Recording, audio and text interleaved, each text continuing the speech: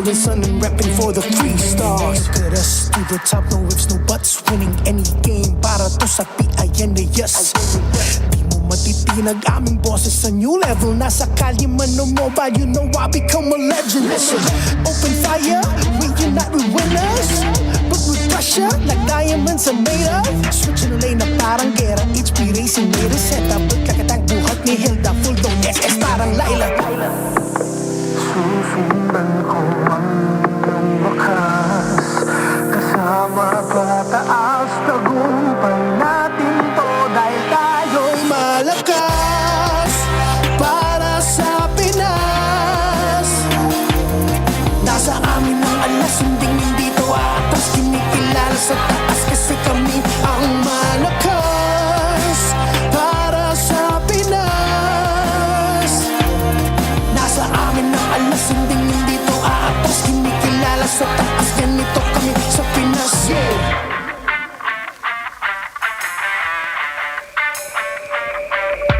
Laging MVP, no surrender, no retreat. Pag nagsama-sama, just imagine what we can achieve. Laging MVP, no surrender, no retreat. Giving 100 on my all, cause we just cannot be defeated. No retreat. We are unstoppable, immune and invulnerable. Ready ang equipment, lahat frozen, mala, crowd control. Pakita on the jab, east to the southeast. Taas ang matawad, proud and loud, cause every enemy we devour. susundan ko man ang wakas, kasama pataas, tagumpay natin to dahil tayo'y malakas para sa Pinas. Nasa amin ang alas, hindi to atas. Kinikilala sa taas kasi kami ang malakas para sa Pinas. Nasa amin ang alas, hindi to atas. Kinikilala sa taas, ganito kami sa Pinas. Lakas, Pinas malakas. Kahit anong tumas, malakas, Pilipinas malakas, face the golden sun and repping for the 3 stars.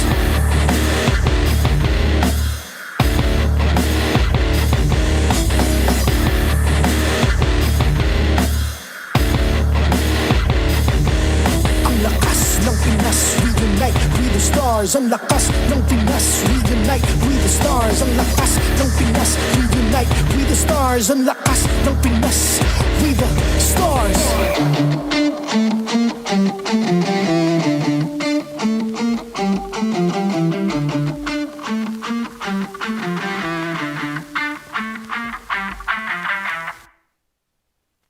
The 16th season of the MPL Philippines is brought to you by the following sponsors: Infinix GT30, the power behind every madlang gamer; Smart, the simply reliable telco partner of the MPL, victories you can count on; BPI, the official bank partner of the MPL Philippines. Mas epic na bukas, buksan sa BPI. Our partners in esports: Clear, power up your dander-free scalp, supercharge with Clear; NOR, sarap panalo with NOR. And our official suppliers: SIP, alis uhaw, SIP na; Arctic Aircon, the difference in cooling; and Go Hotel. Tara na sa Go Hotels. Let's go explore more. Don't miss any action by following the official MPL Philippines pages and subscribing to our YouTube channel. Follow MPL Philippines on TikTok for more content. Witness and experience a new era of MPL Philippines Season 16 playoffs live at the Cuneta Astrodome. Go to the official MPLPH website to secure your seats. No ticket, no problem. You can still be part of the MPLPH playoffs hype. Experience the action live at the Superfan City Festival grounds and join the free watch party. Don't miss the fun, freebies, and the ultimate Superfan experience. And to ensure the equality and fairness of our games, MPL Philippines is also monitored and supervised by the Games and Amusements Board.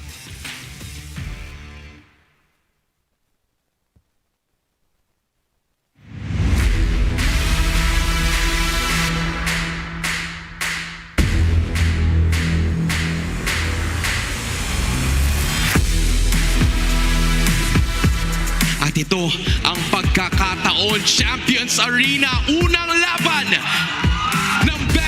7 Series. At magsisimula na nga ang lower bracket finals ng Season 16. Sa entry pa rin mula sa kambing. Ngayon mapipilitan kong matras ang members ng TLPH dahil tumumba na si Cartesi. Mukhang isusunod si Sadford. Kundi tinatamaan ng mga bala. Pero si Shakno ay makukuha din pala na double kill for Rohim. Gumagante pabalik ang Cavalry. TLPH will give the first blood. Sinong makakapag-set up to get the damage done? TLPH leads by 1. TNC looks to equalize. Tuloy yung Dragon! Yung black lang ng 4 para siguro ito sa Sadi para makinip. Wow! Sa dalawa, sakto kay Sadford at kay Sadi. DC ang papanatan ni Zaid at papapaso ng apoy ang Team Liquid Philippines!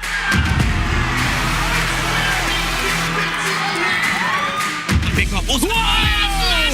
Nasasakto sa amin na members ng DNC. May texture job na to engage pero huli na. Diretso sa base ng ating ina. Rubaragasa at nagmamadali. Pupunta ang Team Liquid Philippines na lamang ng isang puntos kontra sa DNC.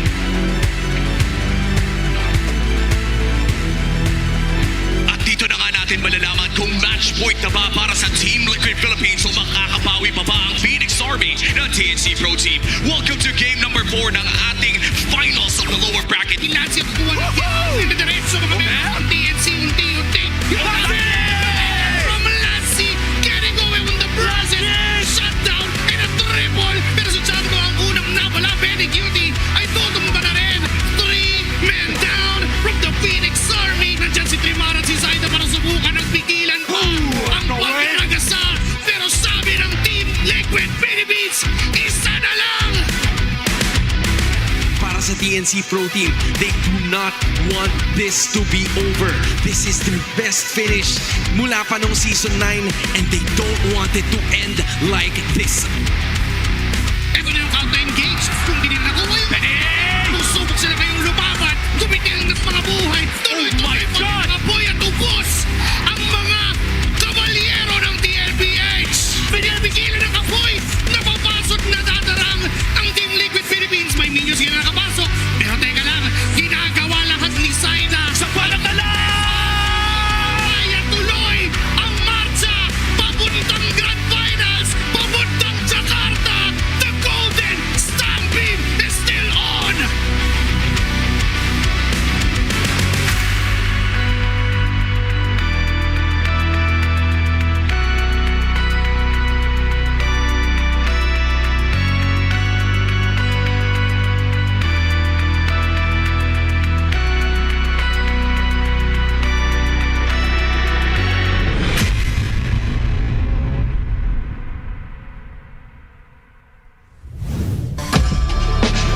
The stage is set, the crowds are roaring, and we are waiting for the big clash happening here in Cuneta Astrodome. Welcome to MPL Philippines Season 16's Grand Finals. We are going to be here to witness history being made as we will see our two M7 contenders battle each other to get the Immortal Cup. I am your, we're gonna be your casters for the day, and panelists for the day rather. Rockhart alongside the Brigada. How are you feeling today? I'm feeling very, very, very hyped up for this upcoming Best of 7 because we all know that last night's Best of 7 was already emotional enough. It was. That video showed how emotional it was. There was a lot at stake, especially for TNC, but sadly it had to end there. But I feel like this Best of 7 is just the same. It's just as emotional. It will be. It will be a best of 7 to determine the grand finals and the winner of the World Cup. But before that, let's go ahead and thank our sponsors. We gotta go level up again with Vibe by BPI. If you download and sign up with Vibe right now, you'll get 50 raffle entries because last month we already gave out 200 lucky winners of 1,250 MLBB diamonds each. Yep, and this month we've raised this amount so you can potentially win 50,000 diamonds. You just have to download, sign up for Vibe now, and begin an epic tomorrow with Vibe by BPI. That's right. It's not just our players who are winning today.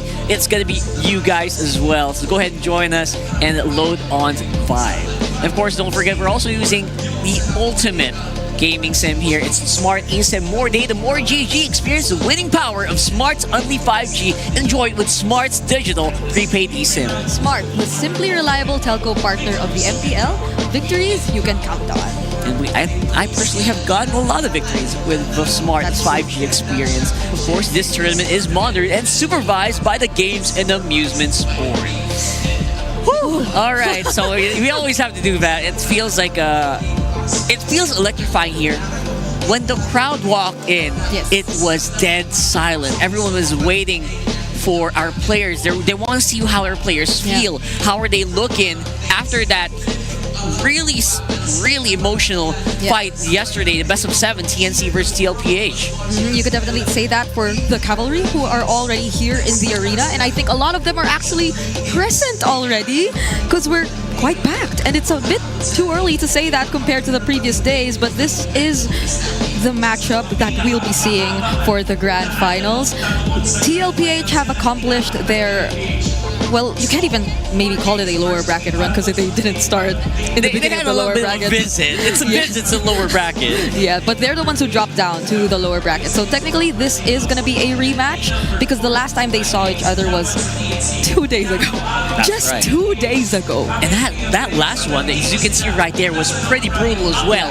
3-1 for Aurora. It was a pretty solid and pretty convincing victory, if I may say so myself. But you know what? Right after that, we saw a very angry TLPH face off against CNC, and they showed no mercy. Yeah, and I think a lot of people know how terrifying Liquid are when they're angry. Although we did see a bit of a difference in terms of their emotions after winning last night, because I feel like a lot of them were already very, very happy with securing their ticket to the M series. That Sanford even accidentally slipped and nearly said that he was happy with just this, but he immediately took it back. You know, you can't be happy with just that. You of course want to still win the back-to-back champions. Actually, I talked to RC right after that. I said, you might be forgetting, guys. Yeah. You're fighting a back-to-back. You could get a back-to-back MPL Philippines Championship. And he said, you know what, you're right. We're going to double up our efforts and we're going to show you a good show, as they always say. Yeah. But yes, absolutely, TLPH feels like they're really on form. Right after that, it felt like a big breath of relief that they were able to secure their M7 slot. Again, their minds are on that golden road. Yeah. They're still on the quest to complete it, Brigida. Yes. On the other hand, though, I think Aurora, if you look at them, if you pass by them in the hallway, you could feel how their aura seems very locked in, how badly they want this. And Yue is that type of player who's just usually very jolly, and he always looks like he's bouncing when he's walking, but when you see him before the grand finals, there's a bit more seriousness to his overall aura, you know? And Yue is a guy that we will be talking about later on because he probably wants this really, really badly. I think he does. I think all of Aurora are roaring to get, obviously, they want to achieve that, like 2 Auroras in M7, but they also really want that championship. They have been showered with doubts. Even before the playoffs started, they were showered by the phrase that I don't really want to say, but you know, a lot of doubters. That's at least, say the least, for Aurora. I think they really want to prove that wrong. There's a high chance that if you scroll a little bit, you already have an idea of what we're talking about. But it's so nice to have Rockheart in the panel as we talk about the MPL Philippines tournament history. That's right. Imagine that. We've been 16 seasons in the league, and so far this makes it a bit more important for Liquid, I guess. We could go back to Liquid for a bit because it's not all the time you get to see a team secure a back-to-back championship. It's scary. Sunsparks did it first, obviously followed by Blacklist International on season 7 and 8. We also see a bit more consistency for Blacklist. They got to Season 10, but after that, it was just Echo non-stop almost, with a little bit of an insert by AP Brent and Fnatic Onyx Philippines on Season 12 and Season 14. So that's why I had to remind RC, you know what? Look at this, man. Look, you can do another back-to-back here, solidifying your status here in the MPL Philippines. Yeah, I mean, look at 11 to 13. You mentioned it. It could have been a back-to-back-to-back. But it just slipped out of their hands. We already started observing some tendencies of Liquid, of Echo, whenever they get into the playoffs, or even like what tends to happen when they're in an even or an odd season. Exactly, you see it right there. Season 12, Season 14. That's when it started. And so some people are going to be saying, you know what, maybe the curse is real. This is something that we're trying to change, but for the meantime, obviously, it's all about immortality for our players. Immortal Cup is the target right here, and a lot of them are still, we have like 3 first-time hopefuls. Surprisingly, Yue, being here since Season 11, 5 seasons or 4 seasons of him just barely making it to that top. Whereas on the other hand, Carl, Oheb, and JP, the only players in the league this season who are 5-time hopefuls, all stay and remain up until the very last day. So imagine how big of a feat that is to get 5 championships in the league. I mean, how can you even touch that? How do you even touch that? 5 championships. That is going to be insane. That's happening for Carl, TZ, Oheb, and JP, or possibly happening for them. Edward's catching up, though. Yeah, really. but I think Edward, you know, when it's about M Series, you gotta give it to him. He's super focused when that happens. These players that we see who have their names still lit up on this graphic of chasing immortality have arguably a lot of accolades and achievements already under their belt, but it feels different this time. It's like, as I think confirmed, the most competitive season already in MPL Philippines history, there's a lot more hunger and drive for these players to actually win it this time. Now more than ever that they've had such a great record, and now more than ever that they're so close to proving all those doubters, to basically denying all those accusations that have been thrown against them. That's right. I mean, basically we're fighting against doubters, against curses, against all the bad juju in the world that you can face, you can even think of. But at the end of the day, it's all about their dedication to the craft. It's all about the skill that they are showing on the stage, time and time again. Consistency is becoming to be an issue, or starting to be the focus of a lot of our players. How consistent can they get to the top, or stay at the top as well? We're talking about Carl Tees as well, with his legend status, with his now famous quote that he's the one getting chased by the game. It's not him chasing those rings anymore, Brigida. Yep, he is the face of MLBB. And right on cue, you just mentioned consistency. So we're seeing Mr. Consistent and the face of MLBB as the front runners here in the biggest, or in one of the biggest rivalries perhaps that we see in the grand final stage. That's Edward and Carl. That's right. These teams have been duking it out. Look at that. Season 14, this was Onyx Aurora. Season 15 is TLPH versus Onyx. These are the longest rivalries ever in the grand final scene, and finally we're seeing a semblance of being like consistent for at least for, you know, TLPH and RORA. It's like they're always part of that trio with Onyx. Yeah, that's true. They're facing each other time and time again in the grand finals. It's these 3 teams, and a few more months back, you could say Falcons too was part of that. Yes. It actually used to be Liquid and Falcons, you know, but things changed.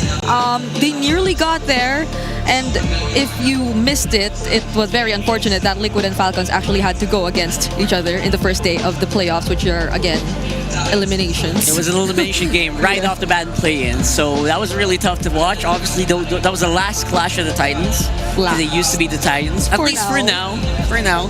We are not done yet quite with, you know, we're done with the year, but you never know what happens next year. The earliest we'll probably see that is next year. Next year. Next year. And again, stuff changed. I think that's one of the biggest factors as well. Why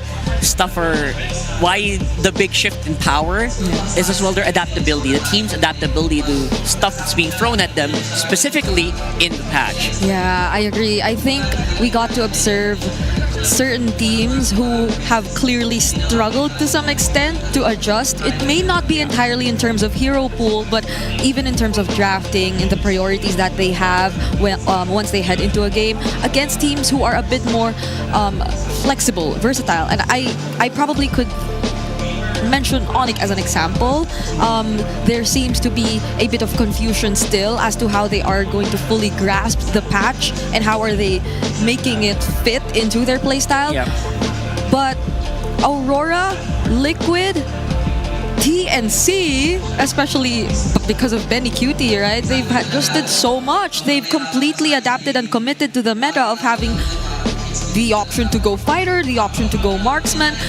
And Aurora, interestingly, I feel like we haven't even seen them go all the way in terms of that. I think we talked about that a little bit yesterday, where it feels like there's still like a hidden gem here for Dominic Aurora. mentioned that. I think Dominic mentioned that, in right? an interview. So, I wonder, guys, what do you guys think? By the way, big 07 to TNC and Onyx there. Again, they were, I think, they admitted as well. Why not? We saw an interview with him where he kind of admitted that, you know what, there is a bit of it was a big learning curve, right, for them. And that's why it was also very apparent that, some wins in the draft were happening to the favor of their enemies, which it does happen again. And I really hope to see Onyx and TNC come back stronger a lot next season for sure.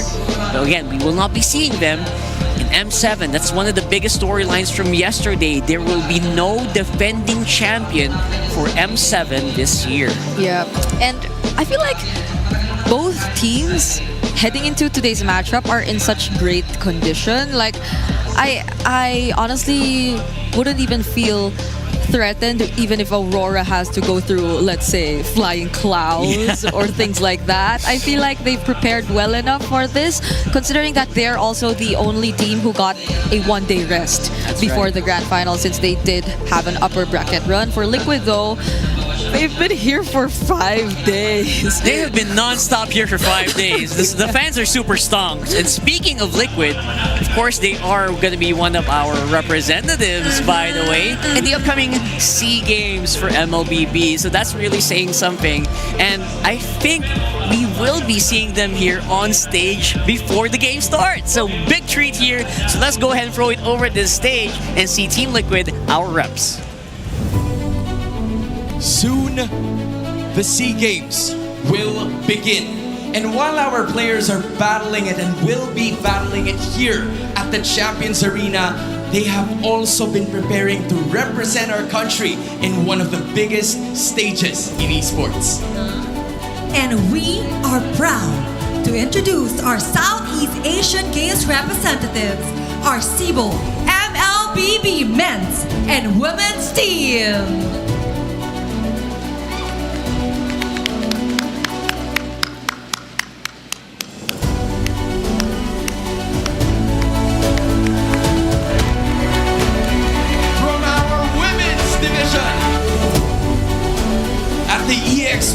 It's Diagon.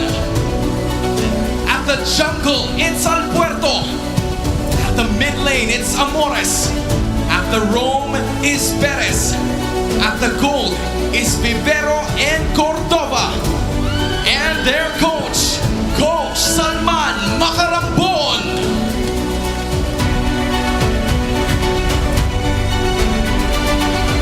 Now, in the men's division, at the EXP lane, Vinuya. At the jungle, Nepomuceno. At the mid lane, Babico. At the Rome, it's De La Cruz. At the gold lane, it's Soriano. At the Rome, it is also Roma.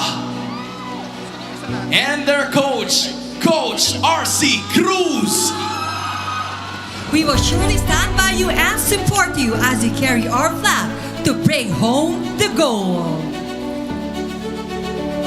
And I believe it is now time, since we have already introduced our Southeast Asian Team Cebu representatives. We are here together with some very important guests. First off, let us please give a warm round of applause to Pesos Executive Director Mr. Marlon Marcelo, Pesos Project Manager Mr. Victor Tan Kabuay, Joined by Cebu General Manager Mr. Leo Jab Escutin, Ms. Janet R. Tumang, Supervising Sport and Games Regulation Officer, and Mr. John Carlo R. Felix, Sports and Games Inspector. please take our center stage. MPL Arena, let us please give them a warm round of applause. What a lineup that you have built for us, para sa bansang Pilipinas right from the start. Boss Lon, Mr. Marcelo, what has been the impact of our continuous participation in the Southeast Asian Games sa lahat ng mga taon na nangyari? This goes to show our strength, especially in the mobile games category. Sa mga hindi nakakaalam, we're going for Pete. Kasi from the previous SEA Games, palagi tayo nag-gold medal sa MLBB, lalo na sa men. So, we're expecting them, hopefully, na makakuha tayo ng gold, and for the first time sa women's natin, magka-gold din tayo. And that is the goal. Tiwala ba ang Pilipinas that we will get gold medals? Of course! Love the spirit. Boss Lon, that is exactly what we are expecting as well. Boss Vic, I'm gonna be asking you almost the same question. Ano ba yung, gano'n na ba kalaki ang naging impact ng esports here through participating in those kinds of games? Well, as you can see, parte na ng kultura natin, entertainment culture, yung esports. And as well, government recognition as well. So, sana patuloy pang lumaki yung esports sa Pilipinas. And syempre, expect nyo rin, pagdating sa mga competitions, iuwi namin yung panalo. Tatry namin mag-gold palagi para mas lumakas pa ang esports sa Pilipinas. That's the spirit. That is indeed the spirit. Boss Jab, you've been with a lot of our teams every time they have been participating here in the MPL. But let's talk about Team Cebu, both the men's and the women's teams. How are the preparations going like in order for us, kaya nga nang sabi ni Boss Lon, to get that gold medal finish? Well, first of all, I would like to thank yung sa preparations namin. We are on track with all of our preparations with the help of our friends from the PSC, our Commissioner Walter, our President Bambo for our POC. We are very lucky to have all of their support, including our friends from the GAB. So right now, I think the best question is, how are the other countries preparing for this caliber of competition? MLBB is the pride of the Philippines, and we will continue to defend it. Thank you. The defense is exactly what we're gonna need, Boss Jab. Miss Janet, we know that this is a huge moment para sa bansang Pilipinas. Just a quick reminder, para sa lahat po ng ating mga sumusuporta sa Team Cebu, ano po ang mensahe ninyo para sa kanila? Please invite them to show some support para sa dalawa nating teams. Or maybe even, you know, Mr. Felix, you can also do it as well. Maybe take the reins. Ano pong mensahe nyo para sa lahat ng mga sumusuporta sa ating national teams? To our MLBB community, let's continue to support our national team, our Cebu team in the upcoming SEA Games po. Patuloy din nating ipakita sa buong mundo na Pinas lang ang malakas. I love that. Bibigay ng patunay na tayo nga ang malakas. And now, I think it is time, Boss Vic, for you to showcase the jerseys that will be donned by our national teams. Champions Arena, give it up for your Team Cebu national men's and women's team.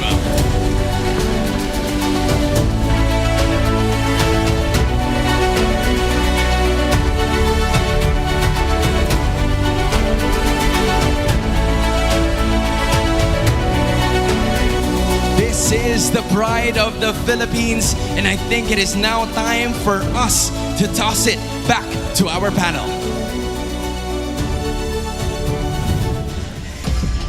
And those are the men and women who will be representing the Philippines and lifting the flag, waving the flag all the way into the SEA Games. And I have to say, I am not worried. I'm not worried at all. I don't think anyone in the Philippines feels worried. They were so cute in that moment where they were holding the jersey. Those were our gold laners. That's right. Soriano. And we also had Clash. She looked so cute there with a small braid. But it's so nice to see them again. Honestly, I think they've been really consistent in terms of bringing the name of the Philippines. Yeah. So, I don't know, I don't think anyone ever feels nervous about what can happen. Almost the same people flew all the way to MSC and got those trophies as well, Brie. I'm not worried at all. I feel like they are still the best of the best when it comes to MLBB. When you think about the global stage, right? Even in the women's division, very few teams actually face off against them. And true. even, although, again, all of these are all coming later on, so stay tuned for that. But we're going back into the matchup right now. On hand, it's RORA versus TLPH. It's a continuation of the Epic Rivalry. Again, we're seeing these two teams fight against each other, and we just did 2 days ago, but now it's different. It's the grand finals. There are championship titles in stake. 5th time championship titles for some, and first time championship titles for some.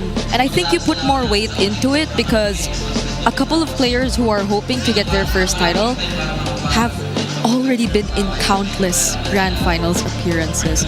So this is the epic rivalry time and time again, and each time they meet each other, it just keeps getting interesting. It does, because a lot of them actually have fought alongside each other as well throughout the years in this epic rivalry. I would say there's just no bad blood. I cannot smell any bad blood when it comes to this one. It's all about the gameplay. The epic rivalry here obviously is going to showcase RORA versus TLPH, Demon Kite versus Carl TZ. They've had their own share of past exchanges. If you know, you know. But you also have to think about Oheb. Look at Edward. Very familiar faces who've also been through thick and thin together. I could hear Naisu and his Raider fanboy. Raider! Also be very excited about this because we're seeing Light and Demon Kite. I think really individually, there's so much that these players also have as motivation heading into this match. I think even Light was very vocal about saying that when he got back, he just really wanted to prove to himself that he can still play alongside these players of the Philippines and also get far in MPL Philippines and even Demon Kite. It's so obvious that he's just been always consistently trying to be that very dependable and stable jungler for the team. And now I think he's really going beyond that. And stats would show you how reliable of a jungler he is. Yeah, he's not always the most flashy. He's not always the loudest player. But look at that. We're seeing here, these are the players who actually talk the least, in my opinion.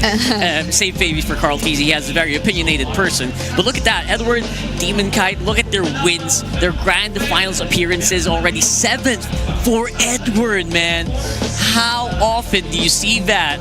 And it's also Oheb, who's very consistent on his appearances on our playoffs and our grand finals.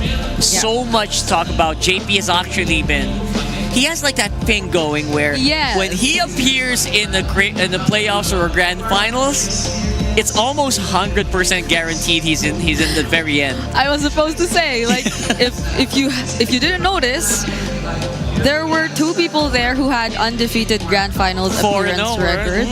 Yes, that the other one is Light, who had already won, but JP had 4 grand finals appearances where he won every single one of them. That's insane. That's an insane stat, honestly, because you're at the very highest level of MLBB, and you can keep doing that. Yeah, I think it's stats-wise, grand finals appearances-wise, it's UM versus JP contrast that we are gonna see. Like, which streak gets broken, I guess, for this grand finals.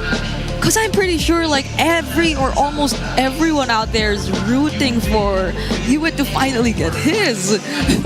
It's been almost 3 years. Come on. It's about time for him, right? But look at JP. Look at JP, man. These are very strong odds that they're facing off against each other. And all of these small elements are going to come into play very, very soon. So, of course, this cannot be complete without the big boys in the desk. Let's go ahead and bring him in. Here comes the Wee Bear Bros. Hello. What's up, homies? We're here. It's us, the Wee Bear Bros. We're feeling pretty good. It's so loud down here, man. I feel like it's loud and it's hot, but it's almost full. It is full. What are you talking about? It is full. Nowhere to sit. Yeah, at first the day started out, it was the upper part filled out, and then as the ceremonies were happening, the people in the lower sections closer to the screen started coming in. You see the people behind us? Cuneta Astrodome, biggest MPL ever? Yeah, it's real. Yeah, I wonder what they have to say about this JP record contrast. Yeah, what do you guys think about that? The graphic shown earlier. I'm sorry, I was so engrossed in Demon Kite and Carl T. I heard you mention him too, bring it up. I'm super excited in general, but I love that we have this comparison in this epic rivalry pretty much in every lane. What if JP gets his first loss and Hewitt gets his first win tonight? How about that? Whoa. How about that? That's okay. How about that? There was something I saw online. I showed it to Leo right before we got in here. It was a graphic of Aurora for the finals. The centerpiece and main character, hands clasped together praying. It was Yue. And when that record came up, I was just thinking, JP, you might be good already, but Yue needs his first, man. The story around Yue, when that came up, goosebumps immediately. Never give up. Never give up. Okay. I feel like we are right there, right? It's not going to be as clean cut as some of the matches that we've seen so far in playoffs. And it just seems like it's just going to get better and better every time. So how many games are we thinking, guys? Well, I wouldn't want anything less than 7, man. I don't know. Like, I have to say 7. Realistically, no less than 6. Okay. Yeah, no less than 6 for me. Well, no, I'm a little bit more 5'6". All right, I'm the dreamer. I'm the dreamer. Yeah, you're the dreamer. I'm You're the dreamer. Well, you're not 6'7". You're not You're not 6'7"? Not 6'7". Not in my age bracket, sorry. Okay, I'm just gonna go 7 though. Like, it's the last day. We've had majority of our playoffs ending late. Why not do it today too? It's a bit early. We were early yesterday. We were. Right? Yeah. So you guys are good? You guys are going to be... How are you feeling about the cast today? You think you're going to run out of voices? You know what? We might as well. It's the last day. Let's just go ahead and lose our voices. I can go 9. I can go 9. Give us a best of 9. I'd go 9 too, and I wouldn't mind if by the end of the day I sound like this. Oh my Give me my final call. What was that? Oh my god. As long as it's epic. I mean, it's the epic rivalry for a reason. So give us epic action. Yes. Right? I thought we had a voice changer there. I was scared as well. So wow. So we're gonna see obviously the best of the best here at MLBB so far. Any big thoughts before we go into the matchup, guys? We'll start with you. Big thoughts. Any itching thoughts that you have about this matchup? I wonder if we'll see a lot more fighters from Dome and Kite, as he mentioned in the previous interview. Do you guys agree with that? It's new stuff from Dome? Yeah, I think we're in a position where Gold Lane has transitioned to that, where obviously you have a lot of fighters now available, but also too, I'm gonna have my eyes on the jungle because I want to see both these guys can play utility or assassins, and we've seen bans also be targeted across the board on both sides. So also, I'm wondering what the coaches and the analysts are thinking. I want Rom to grow. I don't want no Grok, Hylos, Khalid Gatot. I want more of that. Yeah. I want something else out of those 4. Yeah, I want a fighter Gold Lane that we haven't seen yet this season. I mean, we've seen X-Borg in a lot, but I'm just one question for Liquid. Are you ready for the RORA drafts? Are you ready for the UA Hero Pool? Are you ready for what FTB and Dexstar bring to the match? And Khaled. And Khaled. Never forget about Khaled. That's right. So thank you so much. We Bear Bros. You'll catch them later on. They're going to be the voices behind the grand finals. We'll see you later. See you, boys. I like that. Never forget Khaled. Yeah. Never forget Khaled. Never forget Khaled and how prepared and Perks and how prepared are Liquid for Aurora and for you as hero pool. I think the Eve in UA's hands too. Just not in the last game. Yes, just not in the last game. But I Right, think guys? that's been very terrifying, you know. Oh wait, but what if they break that streak too? The curse of using Eve in the very last game. Yeah. What if? Just what if? Because we're already on the topic of breaking streaks, you know. Yeah, and they've already broken like a lot of expectations as well coming into the playoffs. Like some people said, you know what, in the first day they're gonna, you know, They're gonna what? Yeah, let's not say let's it. not say that. You know what we mean. But you know what I mean, right? But they've already broken that, so I wonder if that's gonna be the target here. And we're talking about Rome. I feel like, come on, Saber, Helkert. No, because honestly, you could say the same for Liquid. They're so close to actually denying the curse, defeating the curse, the odd-even curse. Oh my the gosh. play-ins curse. There are so many curses. Oh, they've already that- broken the first one, the play-ins. I think they had a lot of like pressure before the playoffs just because of the season that we're in and the seeding that they were in. And the community sentiments. And the community sentiments. That's right. So we're going to talk about that more later on. But of course, we have to bring out one of our oldest friends in the book. It's Wolf with a Howl. At dito na natin natatapusin ang season 16, ang pinaka-competitive so far na season ng MPL Philippines. In the Grand Finals, it's TLPH going up against Aurora. Madami tayong dapat na pag-usapan sa dalawang teams na to. But if I were given just under 2 minutes para sabihin sa inyo kung ano ba yung dapat nilang gawin, meron tayong kailangang i-focus para sa dalawang teams. Alam naman natin para sa Aurora, they have to ban or deny itong Yuzhong. Hindi ko ba masyadong nakikita itong side ng Aurora na gamitin ang Yuzhong as masterfully as other teams. Baka mas magandang iban to versus Team Liquid unless nakaplano nilang gamitin ito. Alam naman natin, Edward can definitely use that. But also, kailangan nilang pigilan ang first turtle dominance ng TLPH. There are many ways to deal with this. Pwede nilang gamitin yung kanilang mga bans at yung kanilang mga picks to counter the first turtle dominance of TLPH. O kaya naman, when it comes to rotations, Demon Knight has been known to be very good at judging kung kailan lalaban at kailan hindi lalaban sa first turtle. So if Aurora uses that strength, mas maganda kanilang chance sa laban na to. They also have to limit yung hero pool dito ni JP. Nakita natin kahapon na mayroong na ipanalo ang TNC na laban kay JP. At yun yung time na parang nasa dulo pa yung pick dito ni JP. Kaya naman dun sila nahihirapan eventually. If Aurora does this, kaya nilang manalo versus TLPH. Para naman sa Liquid, ito ang kailangan nilang gawin. Yung doming double, yung pag-double lane itong ni Doming, lalo na pag may expanding reverse, lalo na kapag nakuha nila yung Granger o kaya naman yung Harith. Maybe because of hero picks, pwede nilang pigilin ito. But when it comes to rotations, they have to be faster with the river control. Kailangan nilang din i-maximize yung deep hero or strategy pool nila. Nagamit nila yung utility jungler. Nagamit nila yung marksman na gold laners kahit may assassin. At ginagamit din nila yung double fighter. Nakita rin natin yesterday na binalik ng Team Liquid ang standard nila na may, ng Fredry na may kasamang Lapu-Lapu at as well as the Farsa na napaka-mastered na nila. When it comes to the retry battle nga lang para sa Team Liquid Philippines, ang napansin ko, kapag pinipilit nila yung retry battle, kung pantay yung laban, mas pumapabor sa kanila. Cartesi's retribution is great and it's gonna be tested.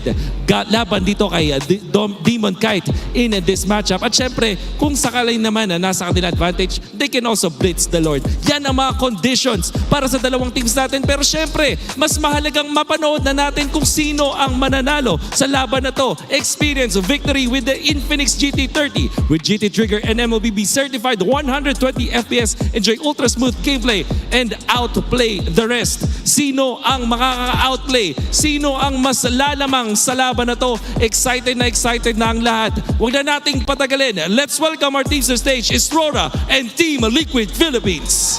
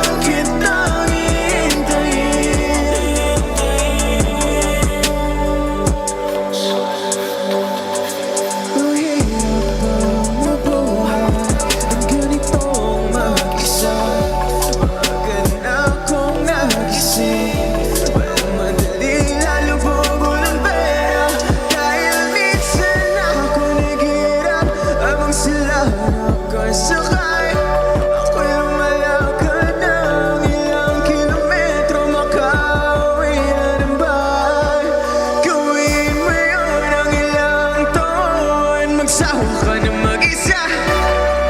Kinaya ko yun, ngunit bakit ganun? Di ko alam ang gagawin ngayon. Hindi ko kaya mamimili. Habang buhay na lang kitang hintayin.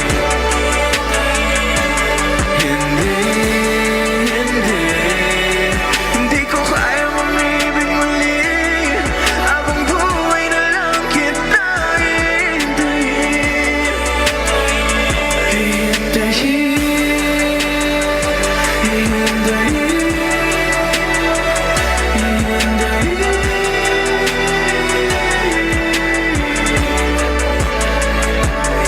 Sa bawat sandali na di ka nakapiling, pinipilit ko, kinakaya ko harapin ang totoo na wala ka na at wala nang iba makapapalit pa sa pangarap natin habang buhay magkasama.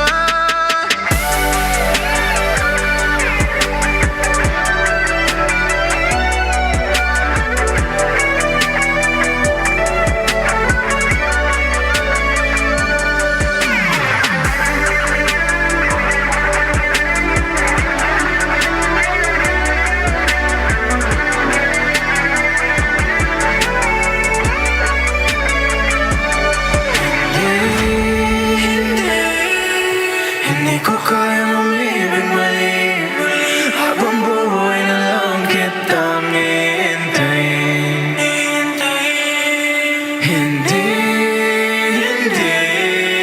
Hindi ko kaya mamibig muli. Habang buhay na lang kitang hintayin.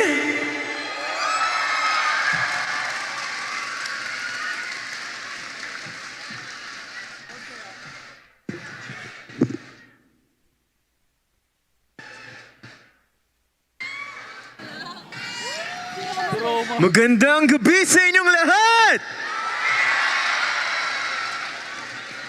My name is Ace Banzuelo. Sorry, naparelapse kayo dun. Isa pa ba? Pero, before my next song, may request ako, super fans! Can you make some noise?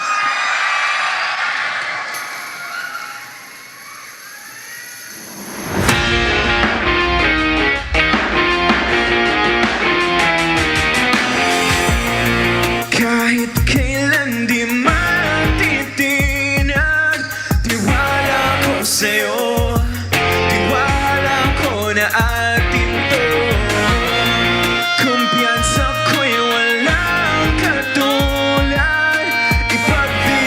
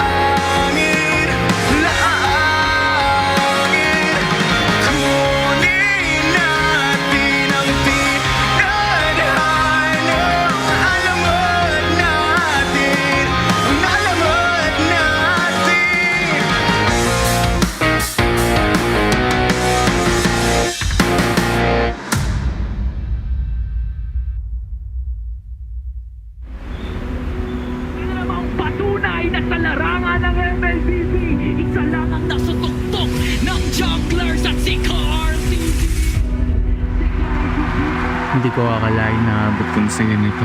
Aurora Gaming, dire-diretso na lang talaga at pagliliwanag ka. Nagsimula lang sa simpleng laro, pero hindi lang ito tungkol sa amin. Dahil ang laban, tagumpay namin ay galing rin sa inyo. It's not a message but it's a wish and a prayer na sana mag-champion na si UE. Gusto ko na makamit ng TLPH ang Golden Road. Lahat po sila deserve ang championship this season. Sa bawat pagkatalo, nandyan kayo. Sa bawat iyak at pagod, naririnig namin ang sigaw niyo. Kaya kahit gaano kahirap, patuloy kami naglalaro para sa inyo. Aurora played like they were already champions season 16. Ito na yung pinaka-struggle na season namin kasi lower bracket kami and pinapakan ng talaga namin para makapasok talaga kami dito ulit sa Grand Finals. You were the light at the end of Aurora's tunnel. You made it back into the Grand Finals. This is definitely the best season that I've seen so far. Mga times na malapit na ako sa Grand Finals tayo, natatalo sa TLPH at laging kinakapos. This is Light's first M-World Championship. This is a liquid that is angry. This is a liquid that stampeded through the lower bracket and a liquid that is hell-bent on defending their title. Ang isang laro, hindi nabubuhay kung walang komunidad. Kayo ang lakas sa bawat pindot. Kayo ang sigaw sa bawat panalo. Kayo ang dahilan kung bakit ang simpleng pangarap naging alamat.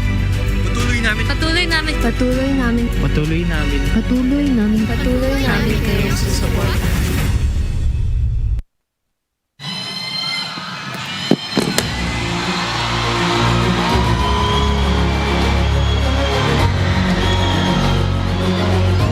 The culmination of the season.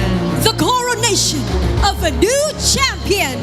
The final lap to immortality. Ladies and gentlemen, this is the MPL Philippines Season 16 Grand Finals!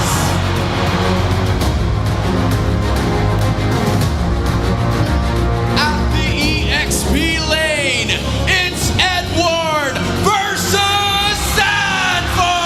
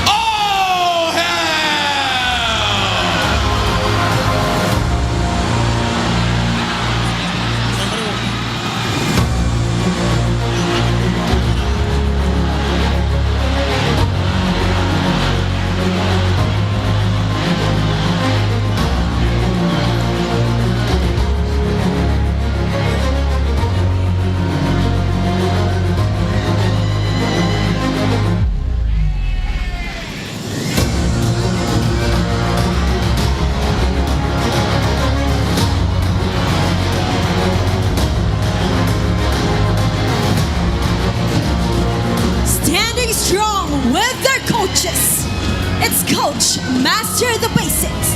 And Coach Dexter for Aurora Gaming.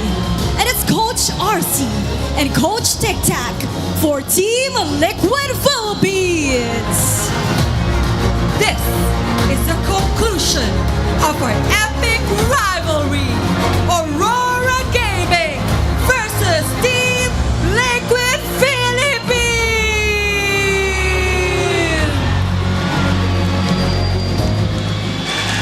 What a spine-tingling entrance we have for our teams. First up, it's Aurora. Aurora, who only ever lost once this entire season 16, and they're planning to make that record even more than 16, if I'm not mistaken. They're on the road to making it a 16-1 if ever they do get to secure the grand finals. And they're fighting off against Team Liquid Philippines, who, like mentioned in that VTR, looking really angry and showing it to TNC yesterday. I wonder if that's going to be pretty much the same TLPH that we're going to see today. They are still on the road, the Golden Road, and doing it in style in the Golden Stampede. It's the first step. It's the first step to actually starting that Golden Stampede. And even if you look at their team head-to-head, even overall statistics for across all the teams, it's always these two who seem that they have very close statistics to each other. Probably, as pointed out in the Howl, we have to pay attention the most to Team Liquid Philippines and their early game capacity, because you could see it in their first blood percentage. But Aurora is a team that I feel have been really on point in terms of execution, that you can't just feel as confident in securing those early turtles when you're up against them. They're teams that are based on macro, they're teams that are based on micro, and those are things that you can say pretty much for both of these players, both of these teams. Each and every single one of them so proficient. Again, one play style against another, we're seeing so much more first bloods happening for Team Liquid Philippines ever since the playoffs did start. And we might see that today as well. That early turtle, I think they have like a 90% contention rate, 96% contention rate for Team Liquid, and Aurora really winning out in terms of the bigger mid-game to late-game team fighting. I think we could see that. Again, side selection here is going to be crucial as well. Aurora coming out with the first pick on blue side. Yep, both of these teams actually would prefer the blue side, so this is definitely going to be advantageous for Aurora, especially as we've observed in previous drafts, in previous games that they played, that they wouldn't even hesitate to prioritize a comfort pick if need be, especially if they or the opposing team, which are now Team Liquid, put so much emphasis on a particular player, on a particular role, in hopes of choking out the hero pool. They would not even hesitate to go all the way for a first pick Granger. We have seen hero pools getting choked out yesterday as well, so I completely agree. And we are going to head into the draft, the ever so crucial draft for the first game of the grand finals. This is going to be so good to watch for sure. If you're like a guy who likes nerding out on stats, it will set the tempo on who is going to get the head start. Especially now that we've entered the playoffs and just saw a lot more unique heroes pick. And these, some picks even, just appeared for the first day and have always been prio banned ever since, such as the Yu Zhong. And I think that was also highlighted in the Howl. But this is the legit countdown, This is it. It is counting down to it. And here we go. Getting into the drafting phase of one of the most crucial games of the season. The first game of a best of 7. I wonder what map we're gonna see for our first game. It's Expanding Rivers.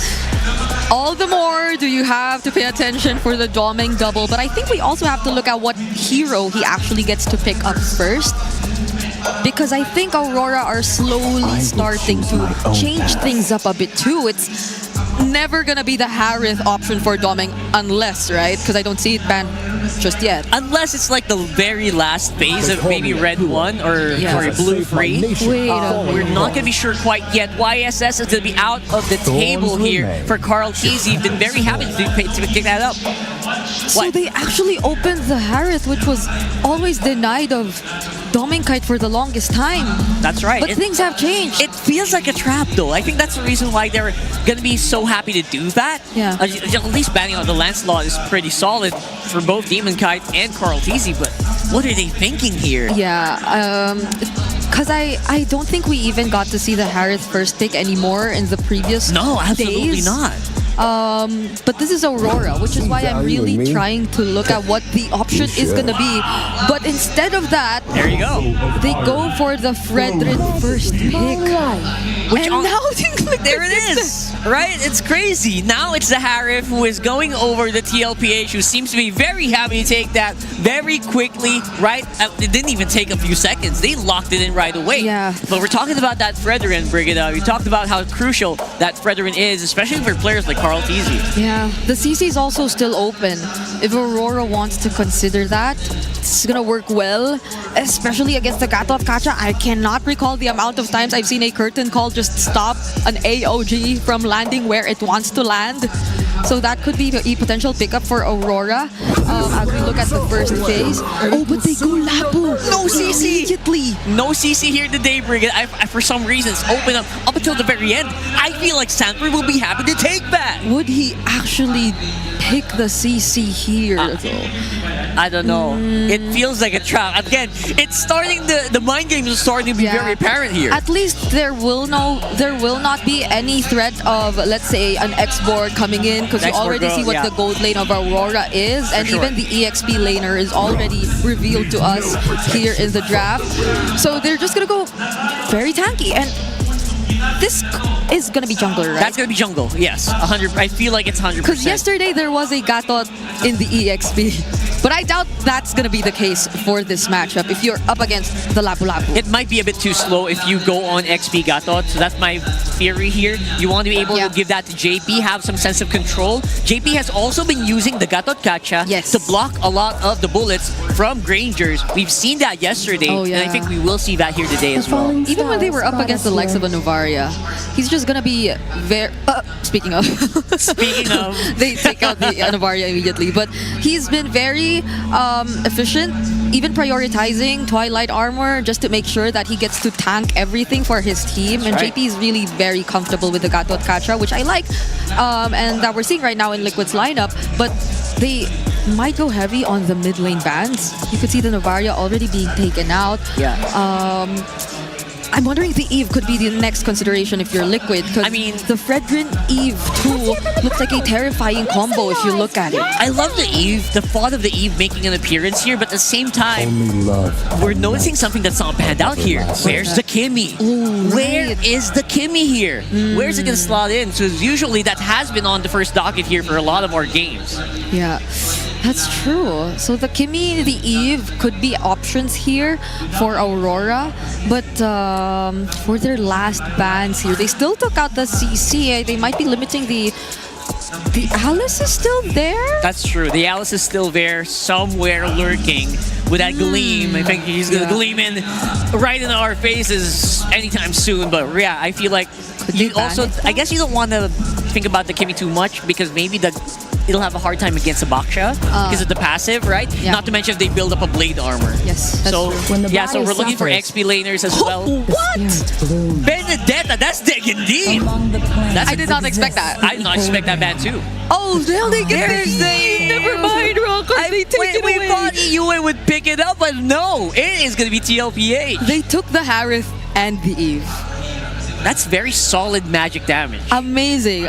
These are picks I would have thought Aurora would prioritize or get their hands on more than Liquid would, but they're all in Liquid's side now. Yeah, Brigida, that's all magic damage though. They need a strong fighter XP lane. So maybe that's why we won't consider the Alice, or Aurora are not considering the Alice anymore too. I think so. They're looking for a bit more damage to come in the EXP lane, but the Arlot's not there, the Yuzhong's not there, and even the Benedetta gets taken out from Liquid as an option.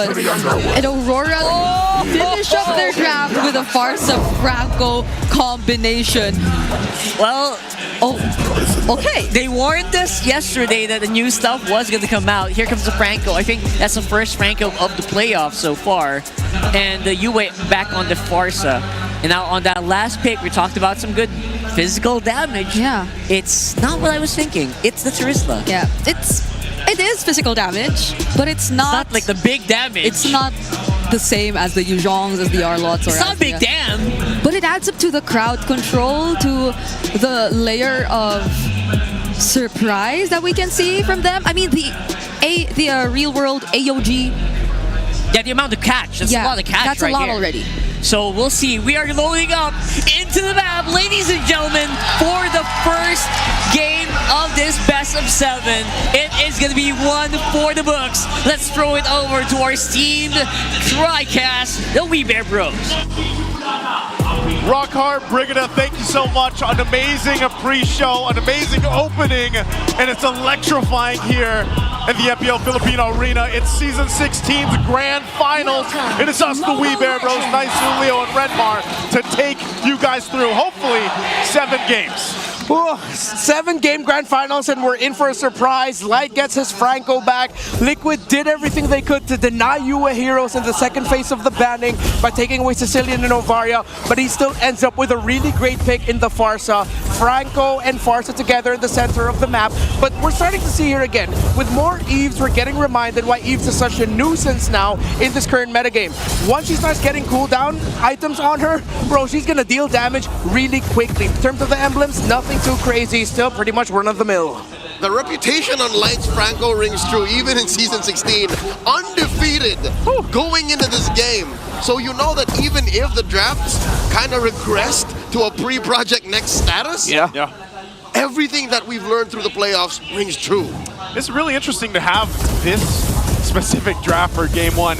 I think the draft alone, no matter how many games we get, we're going to go through its own evolution. You know, we've seen very different shades of the meta already because of the way that Project Nest came smack dab in the middle of the season, that I think from draft up game to game, we'll see that shades of the different meta. Because, I mean, when was the last time, you saw the Eve and even the Terizla pop up for any of the games through the playoffs? Yeah, typical rapid boots rush there for the Franco. You mentioned the Terizla.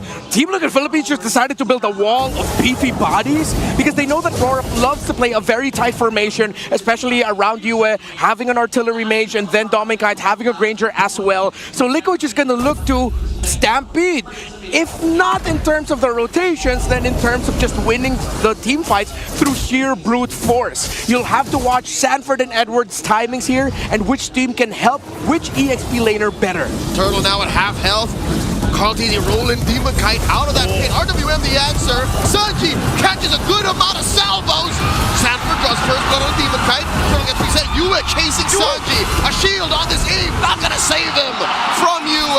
And Yue's way behind enemy lines. How's he gonna survive? Like it's the flicker back. Serving it up to Demon Kite. He is ready. And in comes Kiel. Serving up a kill for the Cavalry. And look, Yue is still alive. Is he going to be able to escape this? He has wings by wings. He's trying.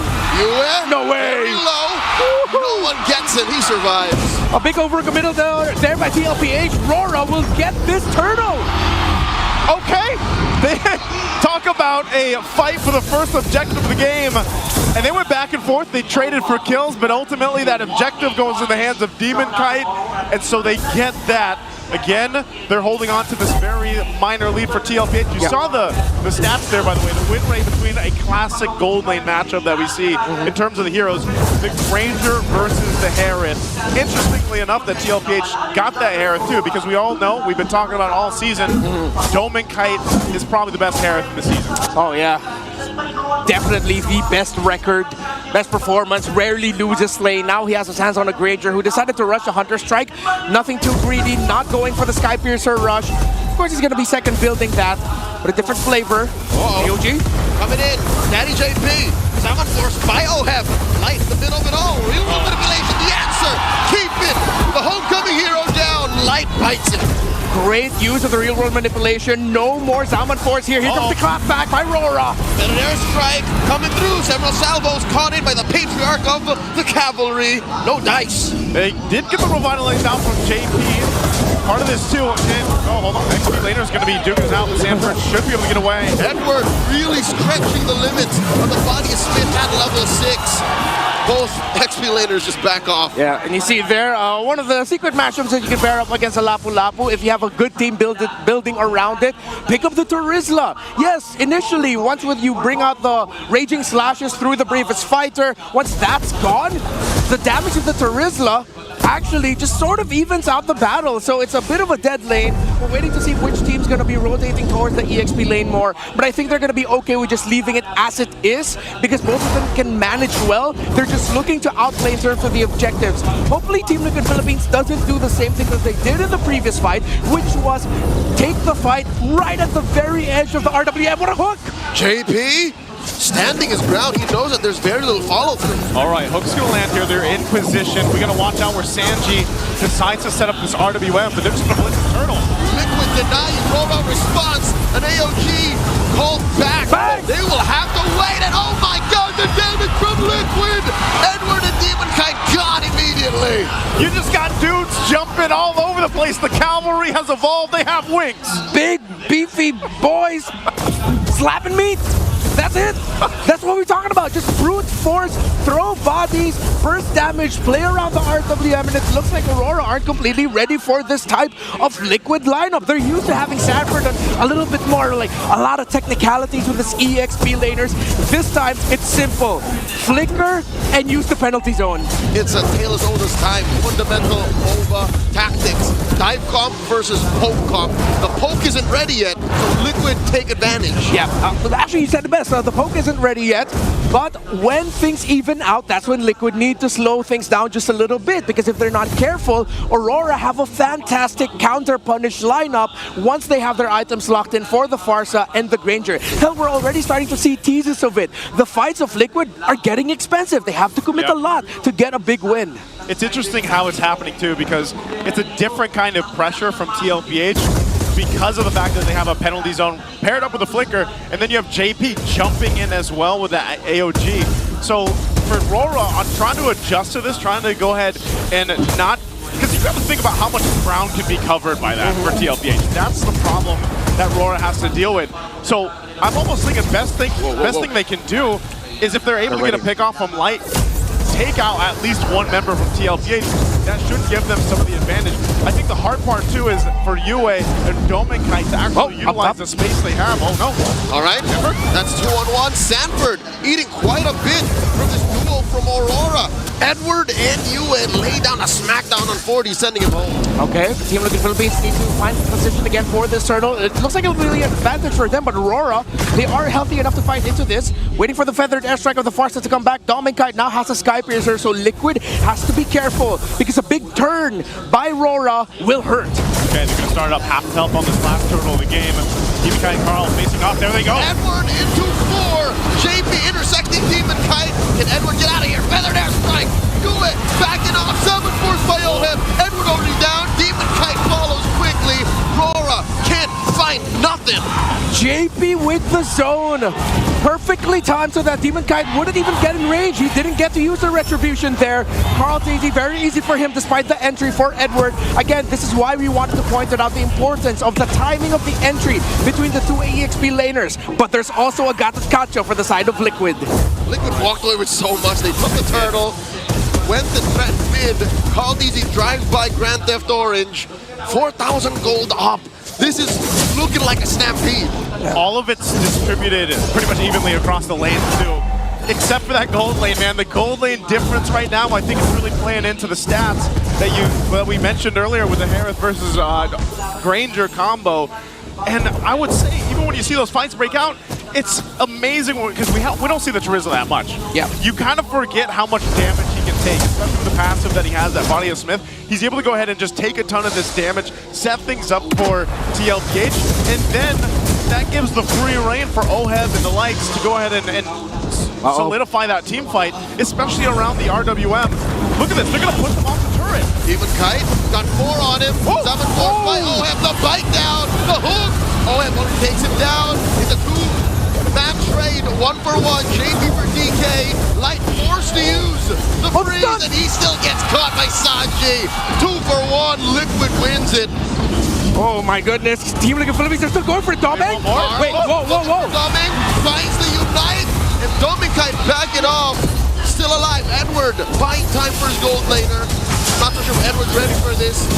Go ahead, another Salmon Force. Liquid holding on to this, pressuring the tier 2. Really spicy there onto that tier 2 turret. Yeah, the sheer amount of health and resources that Liquid has. If this game was a little bit closer, Aurora would have gotten an even bigger punish.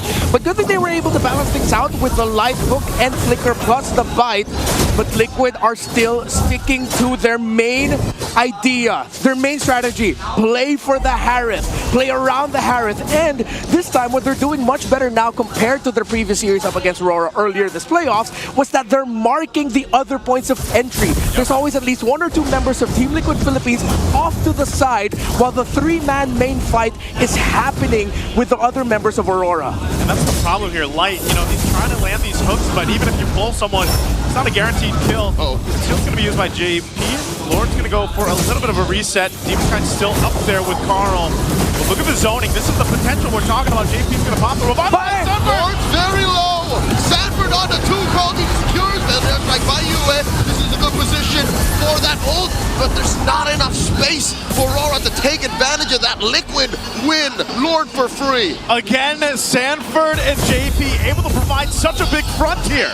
Yeah, they have fantastic item builds here. Already full build the anti-Cuirass for the Terizla. While JP, I love that he went for Dreadnought armor, didn't full build that, and then went straight for the Athena shield. That's why he can just stand in front of Aurora right now and act as the secondary Terizla. While Sanford's also the secondary God of Gacha. The interplay between the Roman EXP of Liquid is what's giving Aurora so much difficulty because they're both too tanky. Yeah, this is what we were saying earlier, Yue is going to be a big part of that damage profile on the Farsa, and Domeng Kite's going to have to get there on this Granger. And it's been solved by TLPH, at least for now. They still maintain this lead. They're going to have to set things up here, deal with this Lord that's pushing up on the top side. They'll most likely lose that tier 2 turret. But now for Aurora, what can they do here on the defense? What are they capable of turning around to get this game in their favor as they face down that 6k deficit? Well, if they have the reach, this is a perfect defense comp that Aurora has. If Liquid decide to throw bodies and mess up, it's going to be dangerous. They forced the flicker out of Domeng Kite, so let's see if Liquid will force any issue. But the thing is, there's no minion waves at mid, but they might try to play through the Lord. The minion wave at bot not going to be enough, but nah, they can't risk it at this point. Again, they have the Farsa, the Granger, which is already up to a Malefic Roar, so they have to be careful. Will Robo no dump on him. Domeng Kite was fighting for his life. They will save this tier 2 in mid, but at 12 minutes, Holy Shields just retract anyways. Aurora does well to defend against that first Lord. It's a bit tough too, because when you get to this point of the game, when you're really thinking RORA, how do they turn it around? Might be it's that next Lord, but they have to figure out the puzzle here, man. The puzzle is TLPH's objective fighting. That box, literally the box they're able to set up with the RWM is, I feel like, problem number 2. Problem number 1 is getting past JP and Sanford, setting things up before they even get a chance to get in that range. So the job for Aurora is even more difficult. I mean, even Demon Kite can sit in front of that all day he wants, but if the rest of the team can't join him and he's zoned out, he's going to continue to die like he has. Yeah, already up to the Magic Lantern after the glowing wand for that Eve.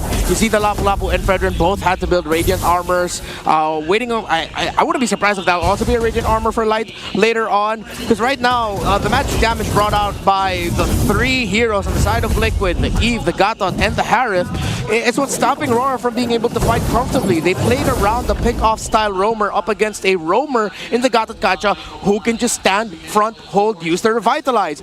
That reapplies the pressure now to Demon Kite, which again needs time, but then he couldn't get that time because he also had to act as a secondary frontliner for the team, so it was a risk that Light ended up with the Franco. Let's see if RORA can somehow miraculously turn it around. See Halberd for Doming. There we go. They go ahead and pull out the Lord. Carl's gonna show himself up here. I'm not sure if RORA is gonna be able to do anything. The flicker in by Light, the bite down was the winner's fortune. Sanji swiping away, down goes Demon Kite. Light goes as well, it's a little too much. That 7K gold lead. JP closing up the exit on Edward. Oh, Jingjing bites it. Triple kill for Edward. Liquid let go of the Lord to take care of that purple, but the Cavalry continue to stomp forward. That is economy diff at its finest. Showing they just have too many items, too much damage. RORA will have to play through the defense in base, and this will be Liquid trying not to mess up winning this game. Forced out the flicker from Sanji though. Yeah, you got to flicker out, but I think that's worth it. Yeah, it's worth it in a way, but man, Sanji hasn't really had. Sanji has had a great game of just, I'm going to chill in the back, set up my RWM, and the rest of everybody else will go ahead and shine off of that. Again, they have had such a difficult time playing against that box. Yeah. You see up to a Divine Glaive already for this even. I'm wondering, why didn't you build the Divine Glaive Rush? They already felt this deficit very quickly. He still went for the Blood Wings. Yes, he's an important part of the lineup, but at this point, you're going to have to accept that you need that magic penetration right away to sort of smoothen things out a little bit more for your team.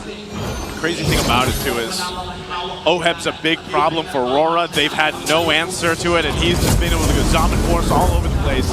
They're going to go ahead and push it into the space. Lord's going to march up. They drop the RWM. AOG was the tail end of that RWM. Takes down Light. So Demon Kite and Edward are holding the ground, but Liquid have already broken in. Lord here at an eighth of its health. RORA just wailing away. Liquid happy with what they got. They're inside the base. Yeah, good discipline. And good thing Team Liquid Philippines didn't force anything more. They're already happy with the kill onto Light, which now again reapplies even an insane amount of pressure on this Lapu Lapu and Fredrin. Liquid can continue this though. Here they go. That is a wow from the back line. Sideline. Edward cannot stand right in front of Liquid. Sanford goes. JP gets the Immortality pop. Can he get out of here? Turret shots. AOG out. They save one body. I feel like TLPH kind of messed that up. You know, they decided to go for the mid-turret, even with a lead. I think they're surprised, even with this economic lead, that they still got punished in that sense. Yeah, a bit of an overheat. Again, one of the tendencies of Team Liquid Philippines, if they have a big lead, they're willing to take very risky fights, even when there's a one last base turret that they have to go through the lane that they're trying to answer. Sanford committed the flicker penalty zone. Would have been great if the turret was gone. But RORA also has really good wave clear at this point. Yes, there's a deficit, but they're beyond 40k plus. That means they can clear waves very quick. Team Liquid need to respect that, unless RORA turn things around again very late into the game. Something we already saw from them earlier this playoffs. Look at the sandwich.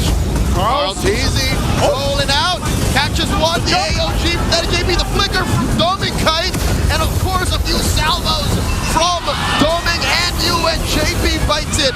DK for the dad. They went for a play. They scouted Aurora out, but still they only end up trading the 1-for-1. Lord's gonna come up here in a couple seconds though, so they'll make their way. Yeah, but that's hella worth it because now it's about to spawn, and by the time the Lord goes down, Demon Kite wouldn't have even spawned yet because Liquid can blitz this comfortably. They're gonna have to go ahead and secure this. Edward Light, are they gonna try to delay this? I don't think they're gonna be able to do much off of this. Surprise, they're gonna face them down. Edward, he'll just say hi to TLPH. They'll get back to base. Demon Kite will be up for the defense. And we'll see TLPH approach the base, trying to get the last two base turrets down, potentially ending the game. RORA stopped the bleeding. Yep. So this is comeback territory. We've seen him do it from 13,500 from the same damn team in the upper bracket finals. Yeah, Liquid has this weird tendency in Season 16. I think only around a 30 or 40% win rate, somewhere around that realm when the game goes past 18 minutes. My challenge for Liquid is for them to end it here, lest RORA turn things around again and start off this best of 7 with a massive turnaround win. See if they can do it here. Lord approaching up top. TLPH knocking at the base doors here, bottom and mid. Domikite sold his boots. He's got a winner's crown. He knows he's an integral part of his success on this defense. Lord's going to be worked on. Here's TLPH. AOG, RORA disperses.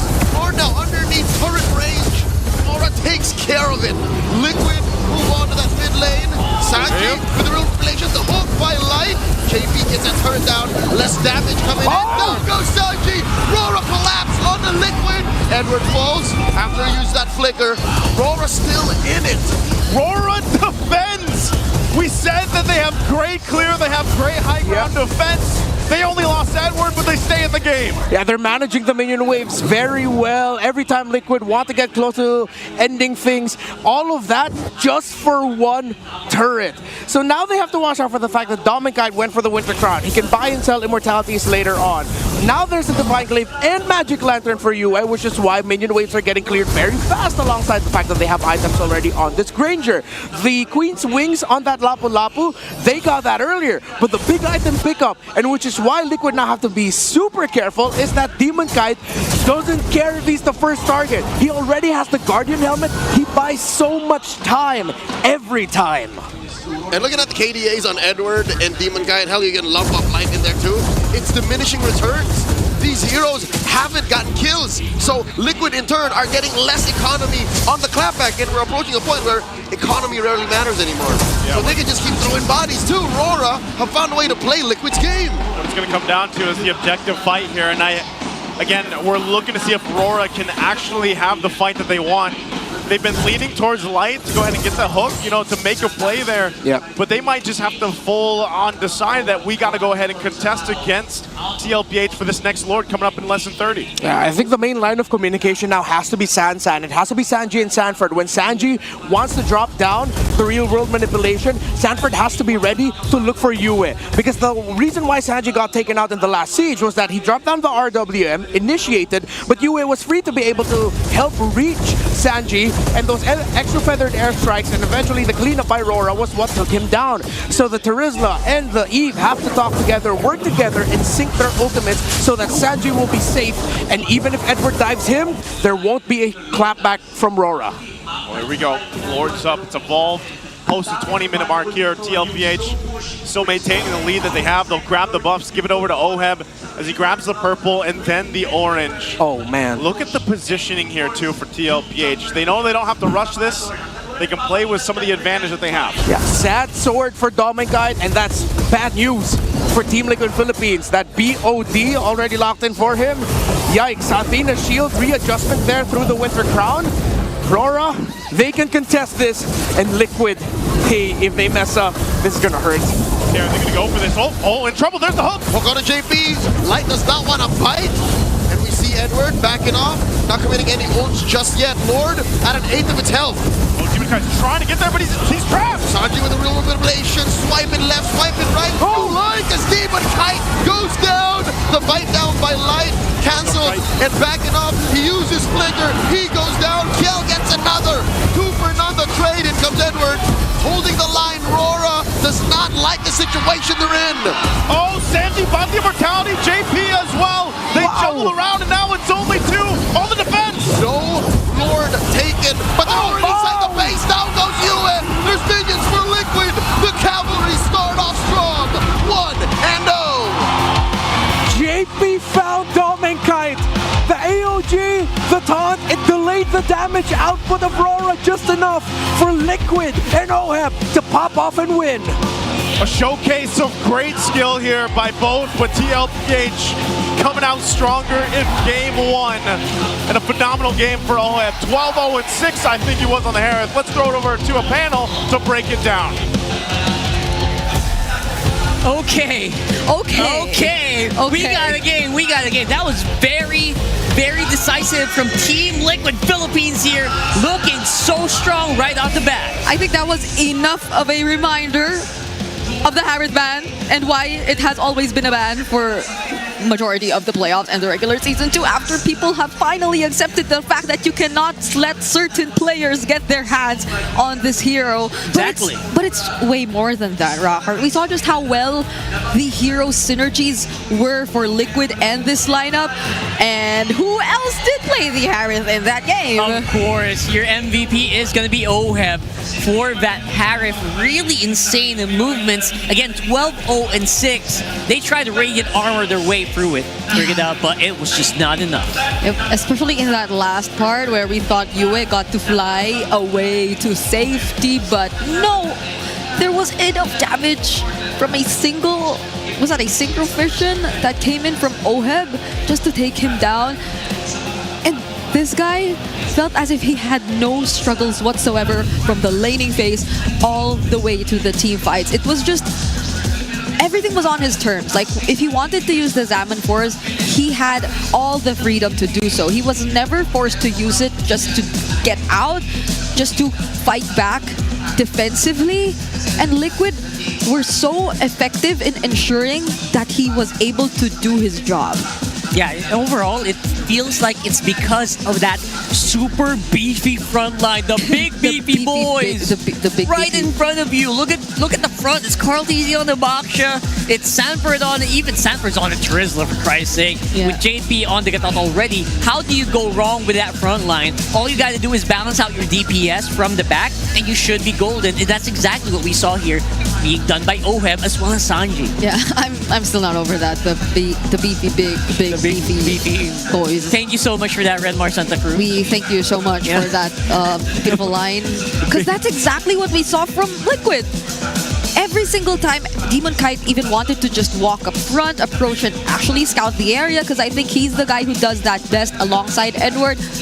There could be a quick and immediate turn from Liquid to just answer back or like pour all of their resources on Demon Kite, because I feel like the way that things turned, and for the longest time there was a more than at least 5k gold lead that existed between these two teams, and being this very damage heavy, team fight heavy lineup that they are, it's such an easy task for them if they wanted to commit, because they have countless ways of just stopping people from running away, the real world being one of those major ways that they always stop Aurora from getting to escape. Yeah, and the ways that they're also stopping Aurora from getting those kills. You saw earlier Dominkite basically trying to snipe out Sanji, going into his face, and then being blocked by Carl Tizzy, being blocked by JP. Yeah. Amazing play, honestly, and that scored them. That cemented that game for Team Liquid Philippines. Although, mind you, it was a long game.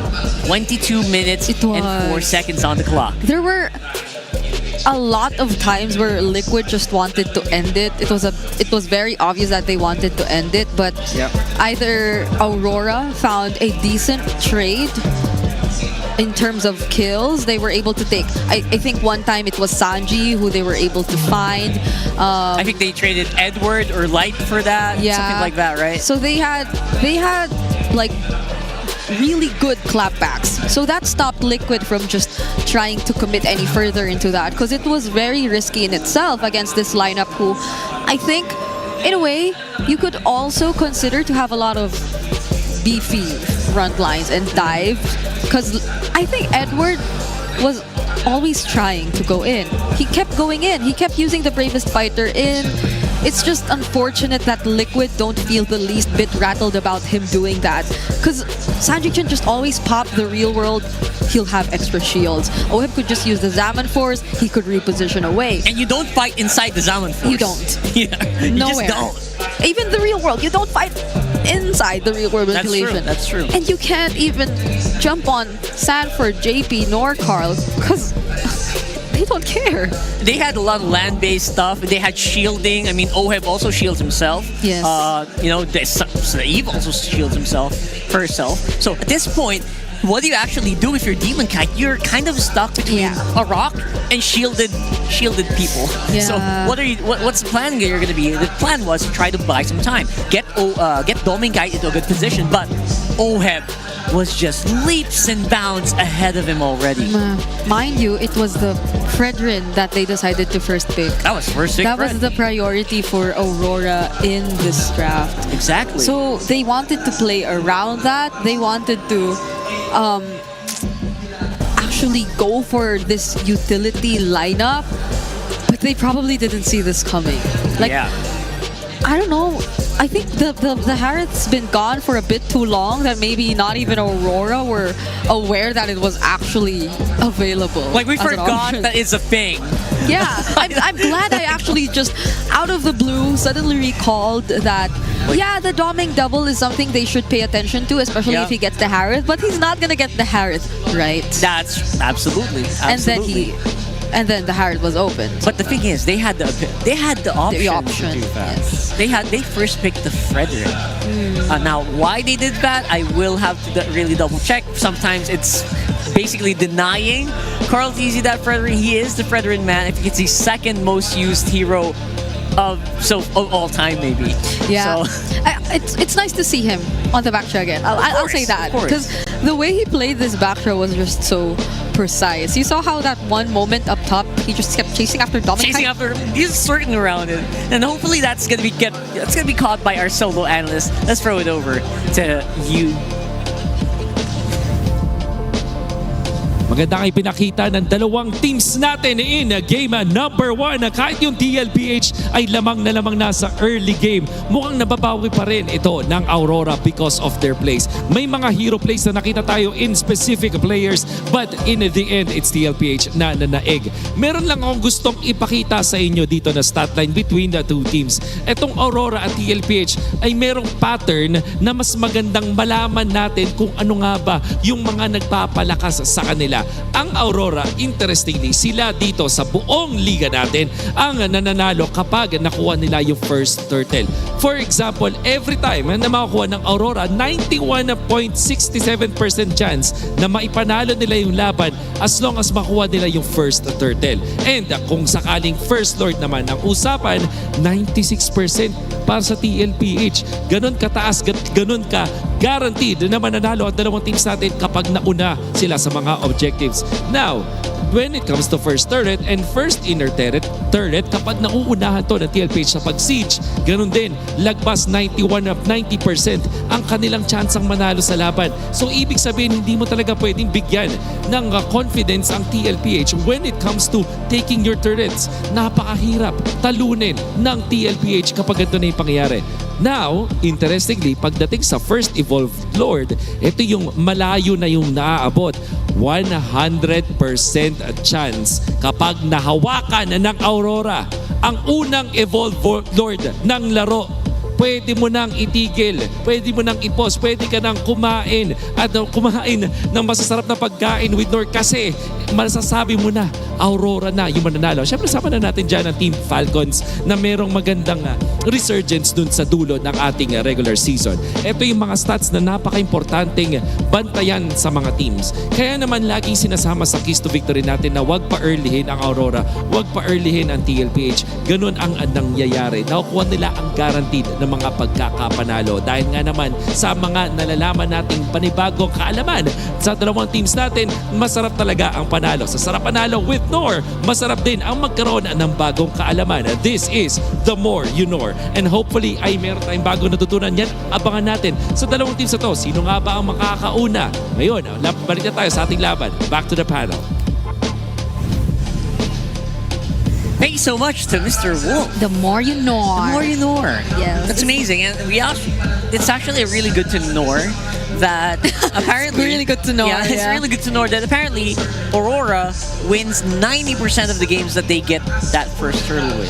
That's very good information. Didn't happen here as well. Yeah. I wonder how much this is gonna change, especially the next few drafts, specifically bans.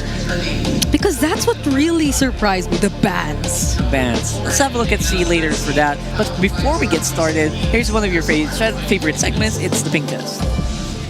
Shout out sa mga pumunta sa venue. Gagalingan namin. Paisa nyo na kami. Ano message mo sa mga fans doon? Message ko sa mga fans, thank you sa lahat ng sumusuporta. Bibigyan lang yung best namin and abangan nyo kami sa Jakarta. Grabe yung RORA guys, di pa kami makaisa sa RORA. Ito na inaantay. Sa mga suporta sa amin, maraming salamat mga coins ko. And sa TLPH, good luck sa atin. Sana makahula. And kita sa M7 guys. The final match is gonna be Ohem versus Dominicai, M3 World Champion. Thank you, Chick. EWC 2025 Champion versus Smiling Demon versus the GOAT. Daddy JB. And then Mr. Consistent himself, Edward versus the Apex Predator, Sanford. Message ko sa mga supporter ng Aurora, maraming salamat sa inyo. Then, ang message ko naman sa TLPH, good luck. Have fun. See you in a... See you M2 Ju. M2 Junior. Sampai jumpa. Sampai jumpa. Sampai jumpa di M7. Sampai jumpa di M7. See you sa M7. Woo! Let's go. Wow, a 5-man team test. Yeah. So first things first. Fun. It was a 5-man ping test. Second, there were a lot of things I could not understand. Yeah, basically though, they're very happy to be here. Yeah. And we'll see them in M7. I wonder how the entire world or internet reacted to finalizing our 2 Philippine representatives. I've actually been trying to scroll through yesterday. I think everyone was tired, but a lot of them feel very happy to see these 2 teams. What about the other regions? I'm pretty sure they're just sitting in their chairs and just looking up and like... We can confirm that too, you know. I want to confirm That's his theory. That's my theory. I want to confirm that. What do you guys think? What's the feel like? You can also share it yourselves because you're probably watching. You're already here, chatting, so let us know. I'm gonna read chat in a few moments. A really good treat. We don't really get to read chat a lot. No. So let's go ahead and try to read chat in a few moments, especially our international viewers. But before that, we have a bit of a treat for you guys. You know that guy who sang earlier? I think we're gonna have a little bit of a chat with him. Throw it over this stage. Kasama ko nga ngayon ang Sony Music Philippines rising star, Ace Valenzuela! Hi Ace! Welcome to MPL Philippines! Hi Almira! Hello everyone here at MPL Philippines! Grabe ang raming fans!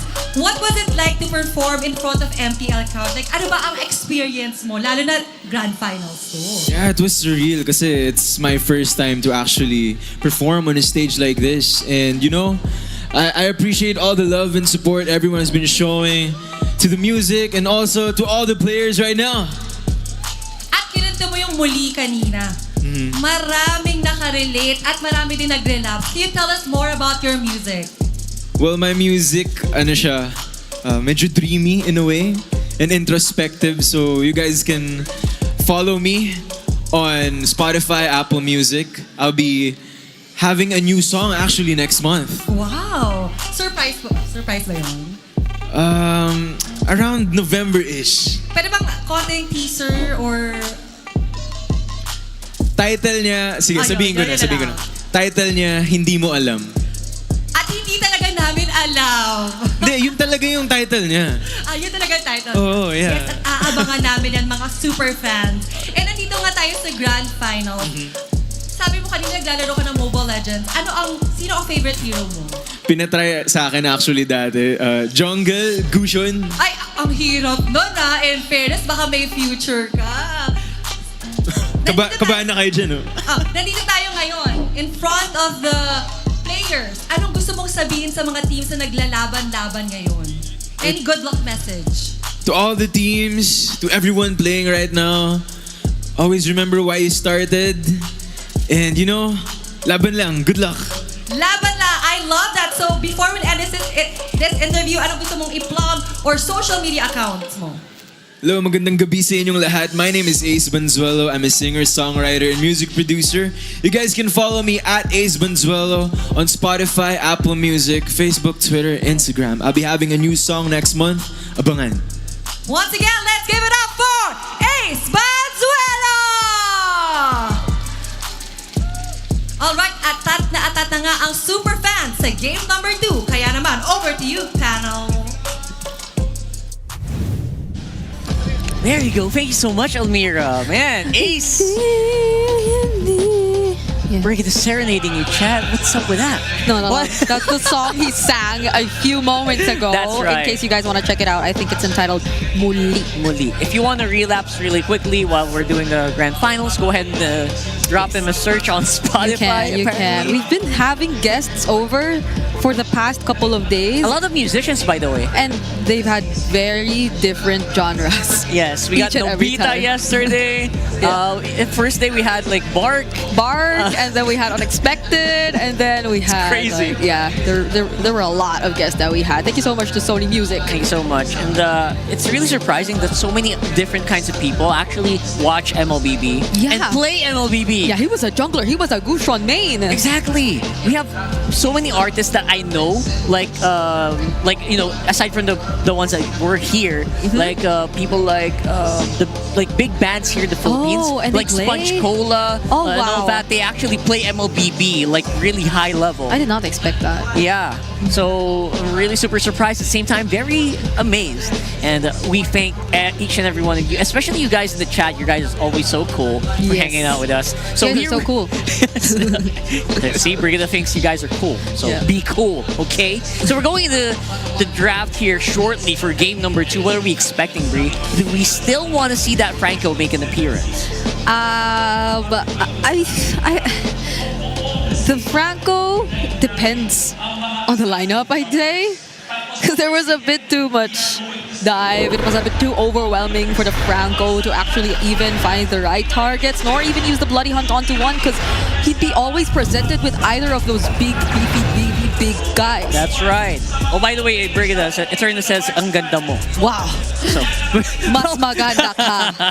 So we're getting started here, guys. What's the map draw gonna be like? Earlier it was expanding rivers. This time it's broken walls. And it's El Neutrales, the map that does not really favor any specific team, I guess. This would be a much more fun Baksha game. Why do you think so? Why do you think so? No, if he had the Baksha again earlier. So it has so many places to roll. So there's so many places to go. But the Baksha's banned, actually, just as he mentioned it. So again, the Harith is going to be open, but the priority is same. Fredrin gets picked up by Liquid. So now we can potentially see the Harith in Doming's hands. That is going to be a treat for sure. They did not hesitate. Brigida went straight for the jugular, as they say, and they know that he can play it very well. So Aurora gonna be happy to give that over to Dominkai. Now on the jungle side, what do you actually do when Carl TZ is so adamant to pick up a Fredrin? Yeah, I guess similar to what we saw worked well for Liquid earlier. To also deny those really good or high synergy picks for this hero. So the Gatot again, very common response in the red side, gets picked up too. A great deny from JP as well. So now I'm looking at what Liquid will be picking up with. So they go guys all the way. Wow. Why does it feel like we're just switching lineups? I know. What the heck? Okay. This is gonna be interesting. Obviously, you have. If this is the Eve. If this is the Eve, this was a gentleman's agreement, wasn't it? Obviously, they will not have the front line of the Gatot Gacha that is on the side of Aurora, so they will have to choose a different one. Chim is not banned here, Bri. Yeah, even the CC is getting snubbed. Even the CC is super late on the bans earlier. Yeah, it's... I think it was Blue 4 or Blue 5 ban. Yeah, but maybe that's one consideration that we can probably look at for Aurora. Do they want to pick up you as hero now? Earlier it kept getting banned. So now they actually pay attention to the CC. Speaking of which... Finally, we see it now. So far, Aurora's lineup is really looking very stable. Yep. The XP matchup, and I think it's very common to see the Lapu CC anyways. It's just a matter of how you're going to really execute the team fights. So, mid lane heroes we'll be looking at that heading into the second banning phase. Yes, very heavily here. Obviously, Zushin has not been banned, but also not picked up in the first 3 phases. What do you think about that, right? Zushin and Sun Kimmy rises when I give the completely word. ignored. So that's saying something about where the meta is headed here. It's like most of the tanks are getting picked up first. Yeah, and we're not seeing any mid lane bans either. They're going, or they're actually banning out light heroes instead, which is, I think, also pretty understandable if you want to like secure the amount of room that you want for the Harith right now, because this is already a Lapu Fredrin. So if you put another really annoying frontliner for Liquid, that's gonna be a big headache for Aurora, especially considering that we don't see what Sanji's hero is to just yet. It could be a mid laner that's also very reliant on positioning, and Yeah, you it would could be a not want hyper that. carry mid laner as well, like a Kimmy. Because as far as the Kimmy, brought us mentioned here. it, they're all still open up to this point. But with the Novaria ban, what could they be considering? Okay, I think the common matchup in the mid lane was a Selena Among the Novaria. planes exists Well, that's, the equilibrium, But they banned which I was one of them made banned out. for. So. And Selena, by the way, has not really been seen since maybe day 3, I believe, or day 2 of the playoffs. So I'm not sure what they're thinking right now here, especially for the mid pick. But I think RORA needs a bit of a stabilizer as well. Pretty similar to what the Eve was in that game number 1. That's open. That's still open. If they actually want to consider that. Only love and night are So they go everlasting. Sicilian. All right. That's an OG pick for Yue. Definitely wants to play at a very long range. And I think they also want to play a bit of a long game. Yeah. JP, looking at what JP still might want to pick up here. If it's the roamer heroes that are still available, the chip Kalea still there, but the AOG, I might not want to pick the chip into this lineup that Aurora has. Kalea again keeps getting snubbed. Yeah. Hylos is there. What is up? Hylos is there though. It's a good front line, but I still think the chip is a good pick here. Payback. Sarsha's there that you're to talking lead the about. charge. Hilda! Okay. But what's the jungler for Aurora? Oh, they left it for last, actually. Hayabusa's still there. I would not mind an assassin jungler in this matchup. I feel like you have to temper that mid game. But yeah. Yeah, Maybe. Baksh is not an option at the same time, so we are looking for a possible assassin for me. That might not be a lane, man. I cannot believe my ears and my eyes. Wow, welcome back, Mr. What? Barrett. Okay. I would have not expected this to actually come through. What? Barrett. And it's not a Barrett's accompanied by any kind of support. There's That's no true. Mathilda. It's just the Barretts. It's just the Barretts. So they're gonna go hand in hand and with Dagatot Kasha try to keep this front line, this back line alive rather. So it is going to be a big question of whether or not TLPH can bypass the Barretts. This is so interesting. A Fredrin Barrett's matchup. What season is this? What season are we in? Oh my goodness, this is going to be a treat for the Barrett's mains for sure. But for the meantime, we're going into game number 2. TLPH is ahead. Let's throw it over to our casters. You know, that's the same question we were asking ourselves here on the desk. I said we're going to go through an evolution of the meta, game to game.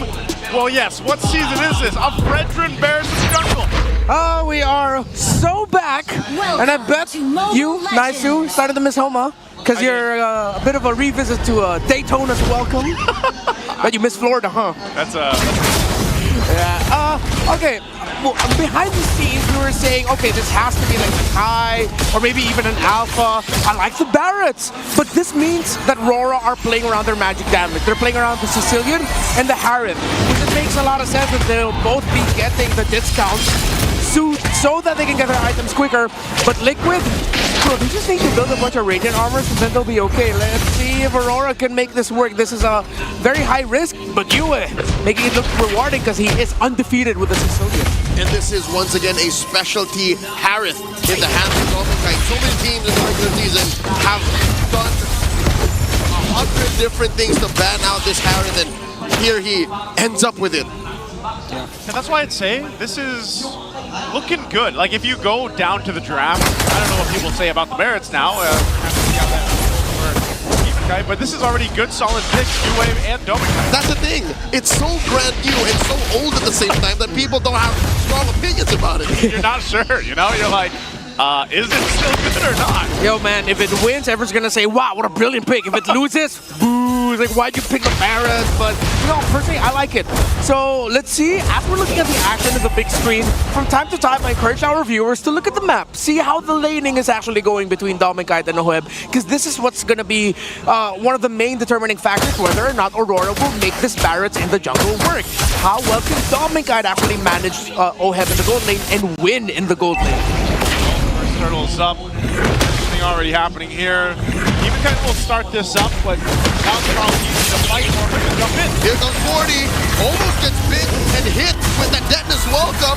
But Dominkite so quick on the retribution, securing that first turtle for the northern line. Sanford very low.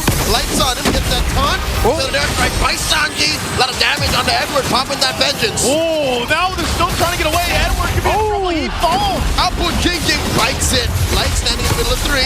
Little low, pops that concussive blast. Missile expert, not enough to displace Carl TZ. RORA gets to lick their wounds, happy with that one objective.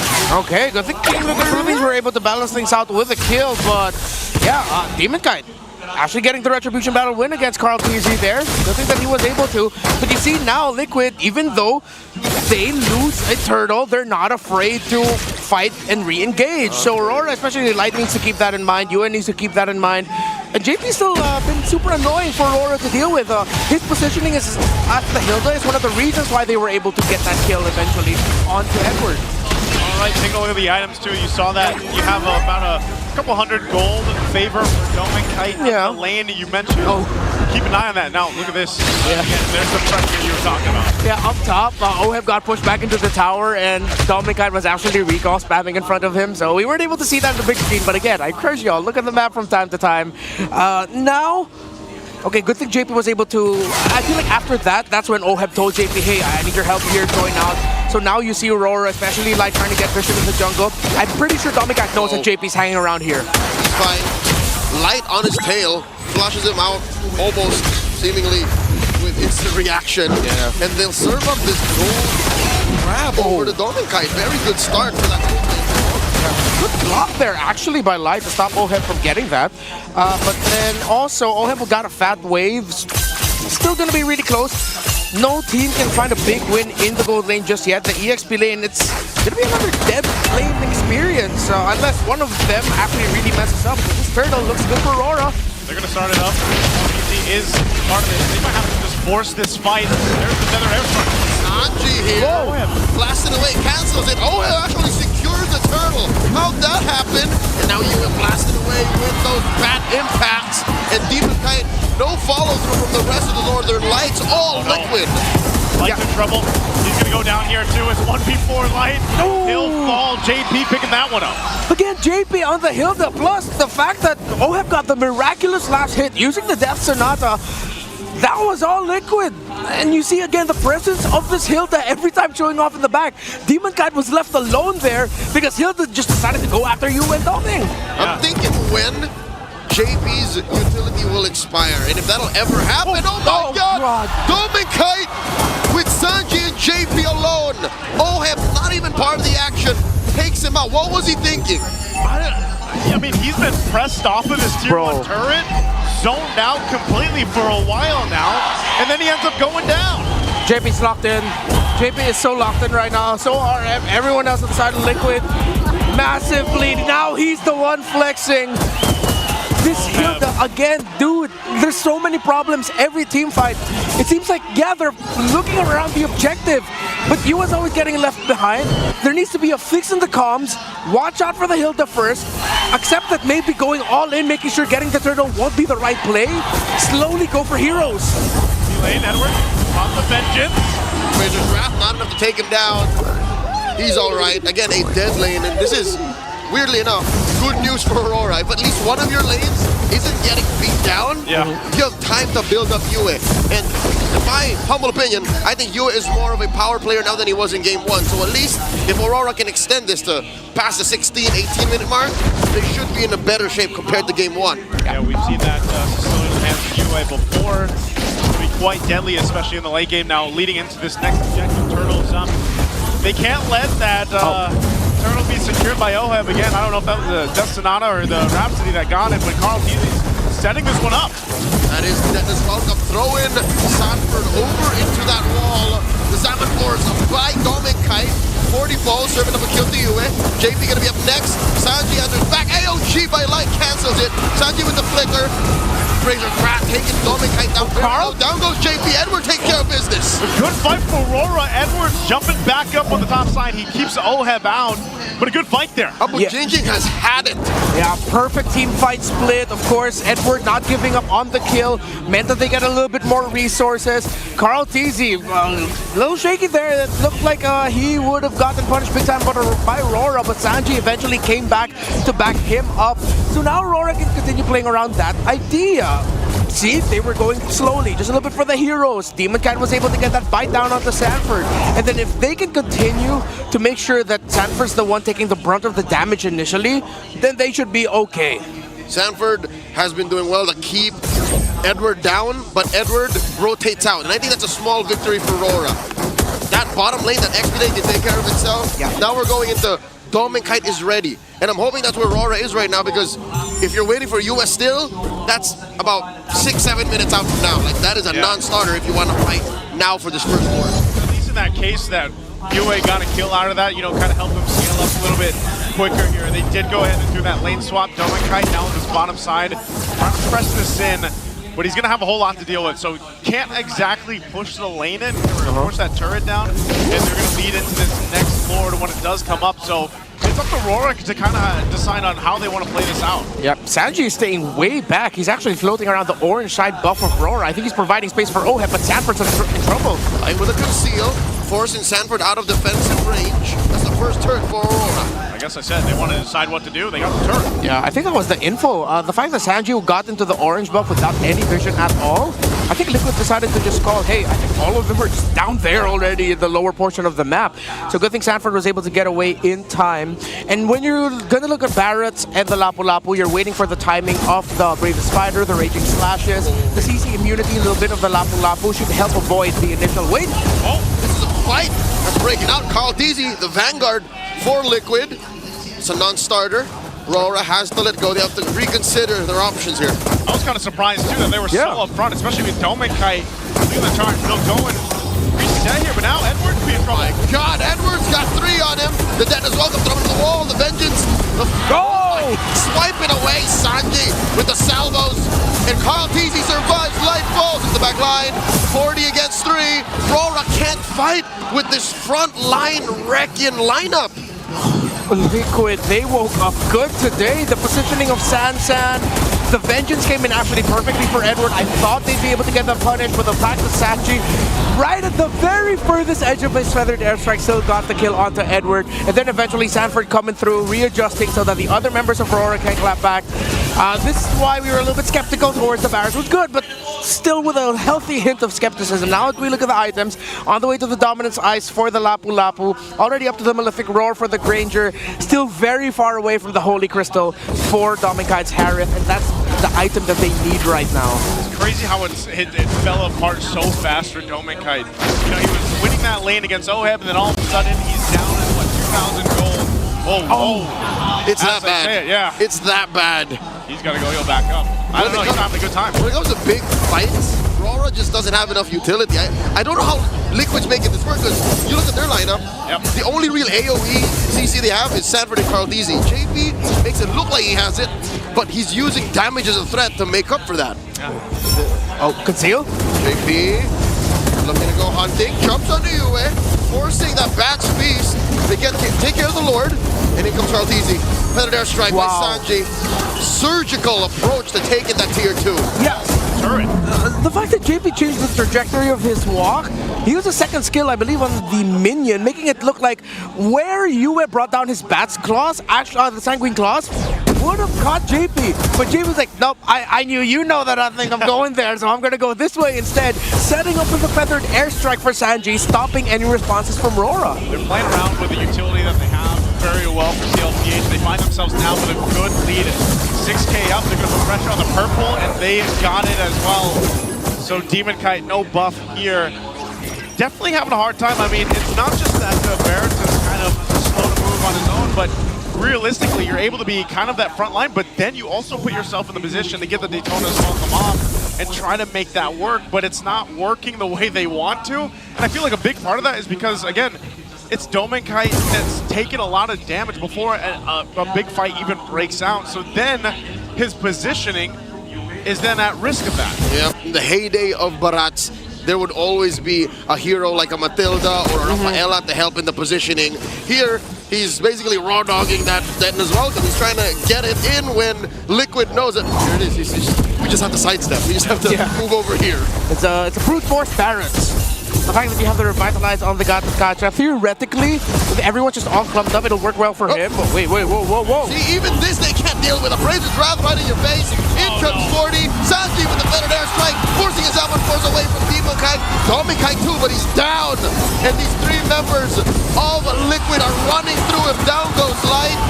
Down goes Demon Kite. And there's nothing RORA can do.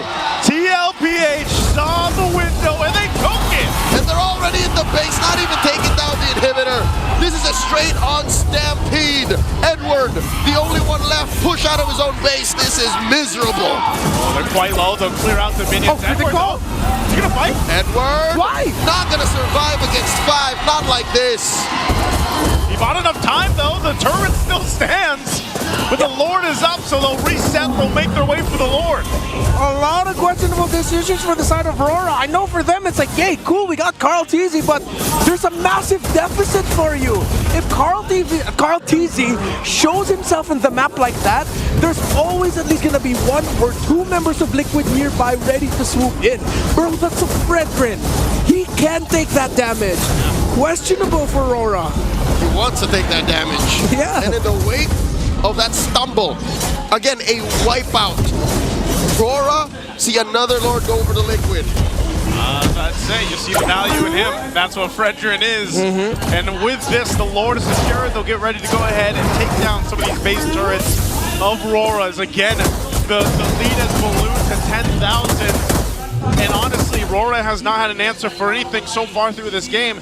Even when you look at, okay, what's the late game insurance policy? Is it Yue isn't there. I mean, he's got what, 2 items he's working on next. Doming finally gets his Holy Crystal, man. So they should be able to at least clear the waves bet.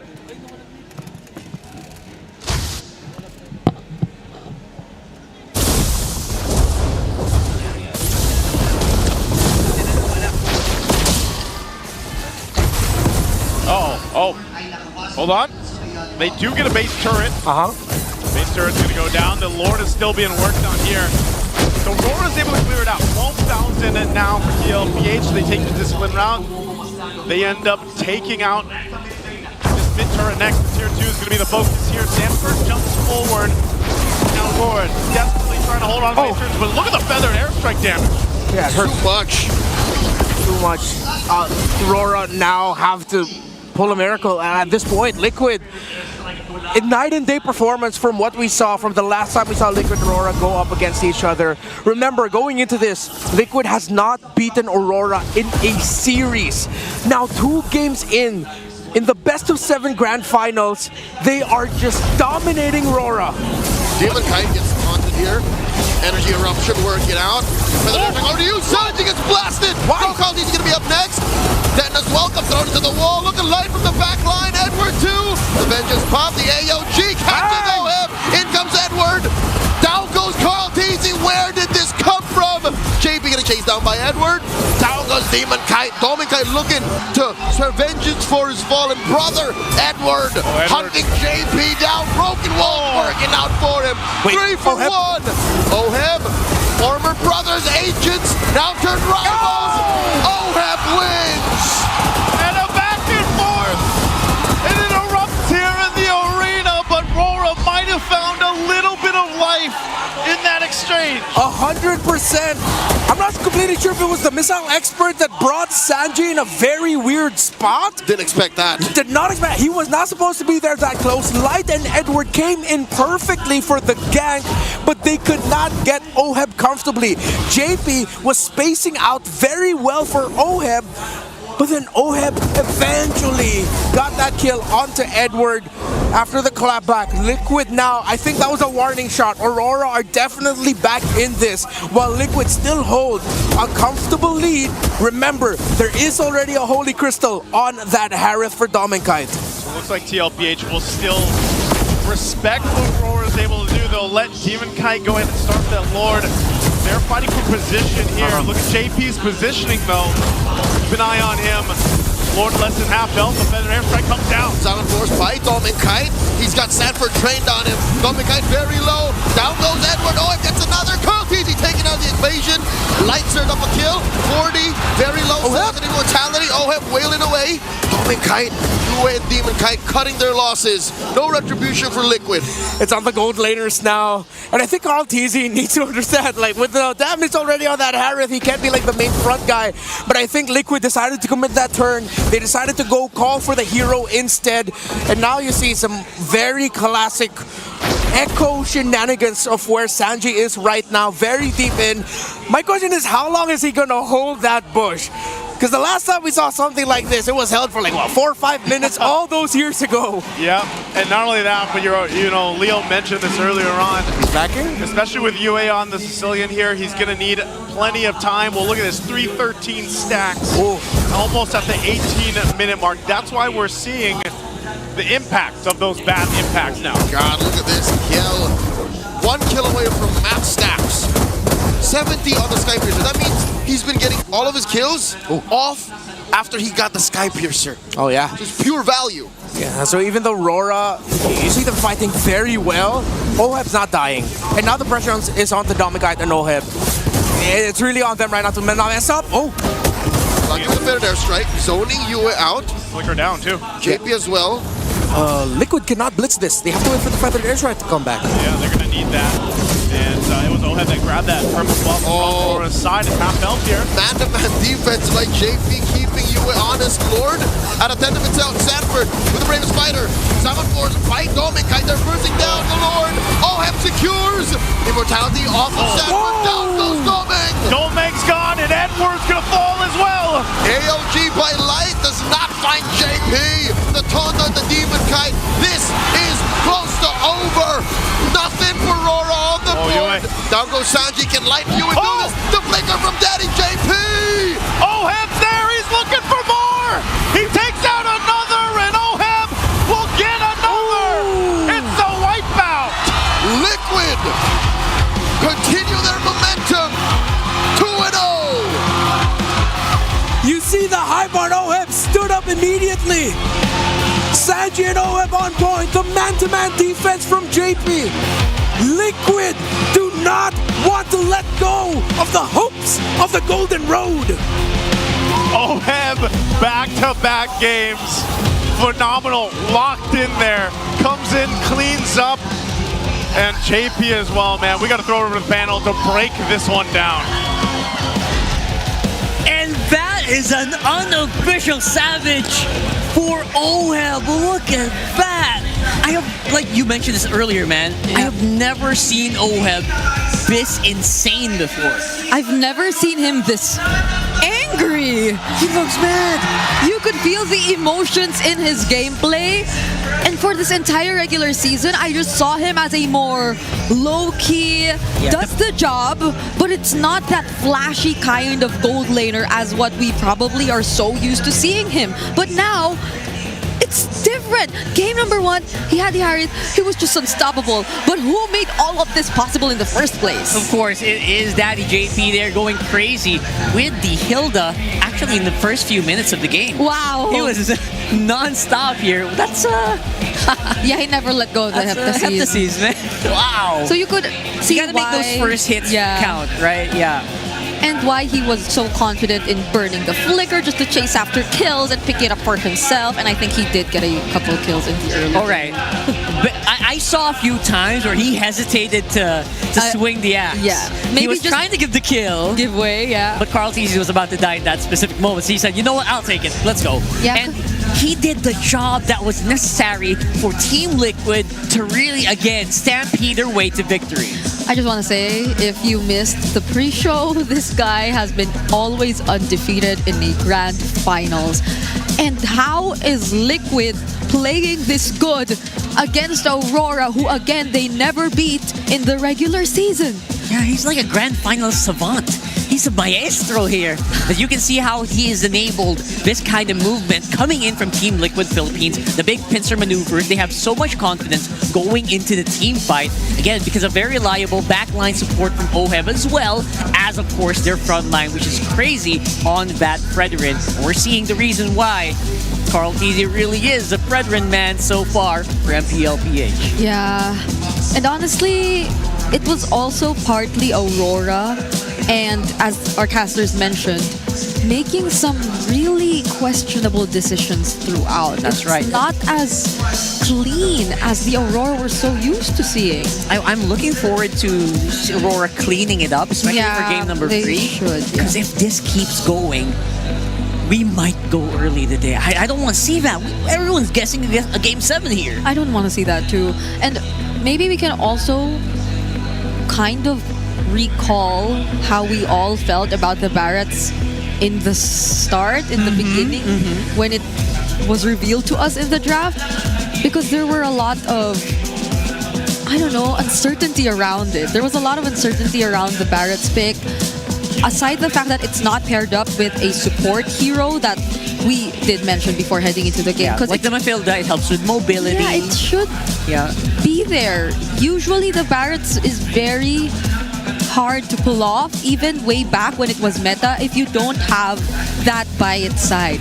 So what more now that it's not entirely in the meta, and Liquid are just stampeding their way through with this kind of lineup that they have. Basically, if you don't have like an S-test to make sure that you are not dying right away, or a Mafilda to get you out of harm's way, maybe make a very fancy Dayton's Welcome play, it's really bad. And it's been giving bad results in the previous meta. But now, we're seeing, again, Renmar said it, like, if it wins, it's good. If it's bad, you know, if it doesn't loses, is it automatically bad though? I guess we'll have to see, because we haven't, it's only game 1.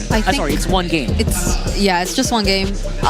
It's not a best of 5, so Aurora still has 2 more chances of actually evening out the series and not letting Liquid actually secure the win. But yeah, maybe it was a bit too apparent that they clearly tried to play too much for Yue and Domingkite here, even when there were no other options for utility jungler, or for meta utility junglers left. So maybe they really settled with that idea, and I don't think it's that bad, because Barretts, it's like something very similar to the Predrin in a sense. Yeah, you know what? We saw some pretty fancy maneuvers earlier in the mid game where we said, you know what? Oh, RORA, what are you doing? Yeah. Right? Maybe they could pull something off. But that's it. They weren't able to. Yeah, it was just a one-off, apparently. I thought they could kind of momentum their way out of that one, but apparently that did not happen. So far, that was a 19-minute game, which we expected would be very good for the Sicilian, which it did, to some extent. The Sicilian did hurt. But once your enemies start jumping onto you, the range of the Sicilian and what it can do kind of just diminishes. That dude, I think they got really outranged in this game. The Farsa and the Granger, plus the Skypiercer stacks, plus the amount of damage they already got, because they were very much ahead in terms of gold, was too much for Aurora to handle.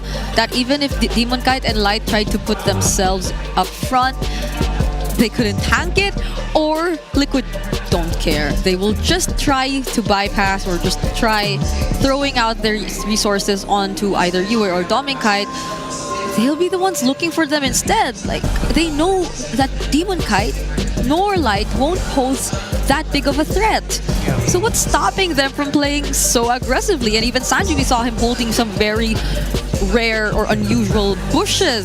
It was even mentioned by the casters that it reminds us of a same or a similar play years ago where 5 minutes that person just stayed in that bush. Well, Sanji didn't do that, but not 5 minutes, but it's the same effect, right? Yeah, you get the point. It's so aggressive from Liquid. Aggressive, which is again their signature coming into this one. Oheb is the BPI rich guy with 878 GPM.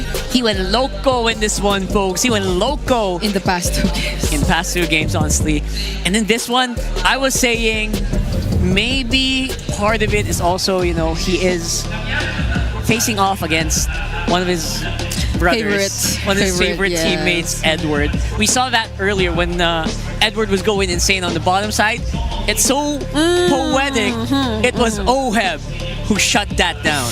Yeah, we were all screaming, "Oh, it's Edward and Oheb up against each other down bottom" when they actually had that team fight. But my heart. Those were just one of the many encounters they had so far in the past 2 games. But it's so unfortunate that we don't get to see Aurora play their game just yet.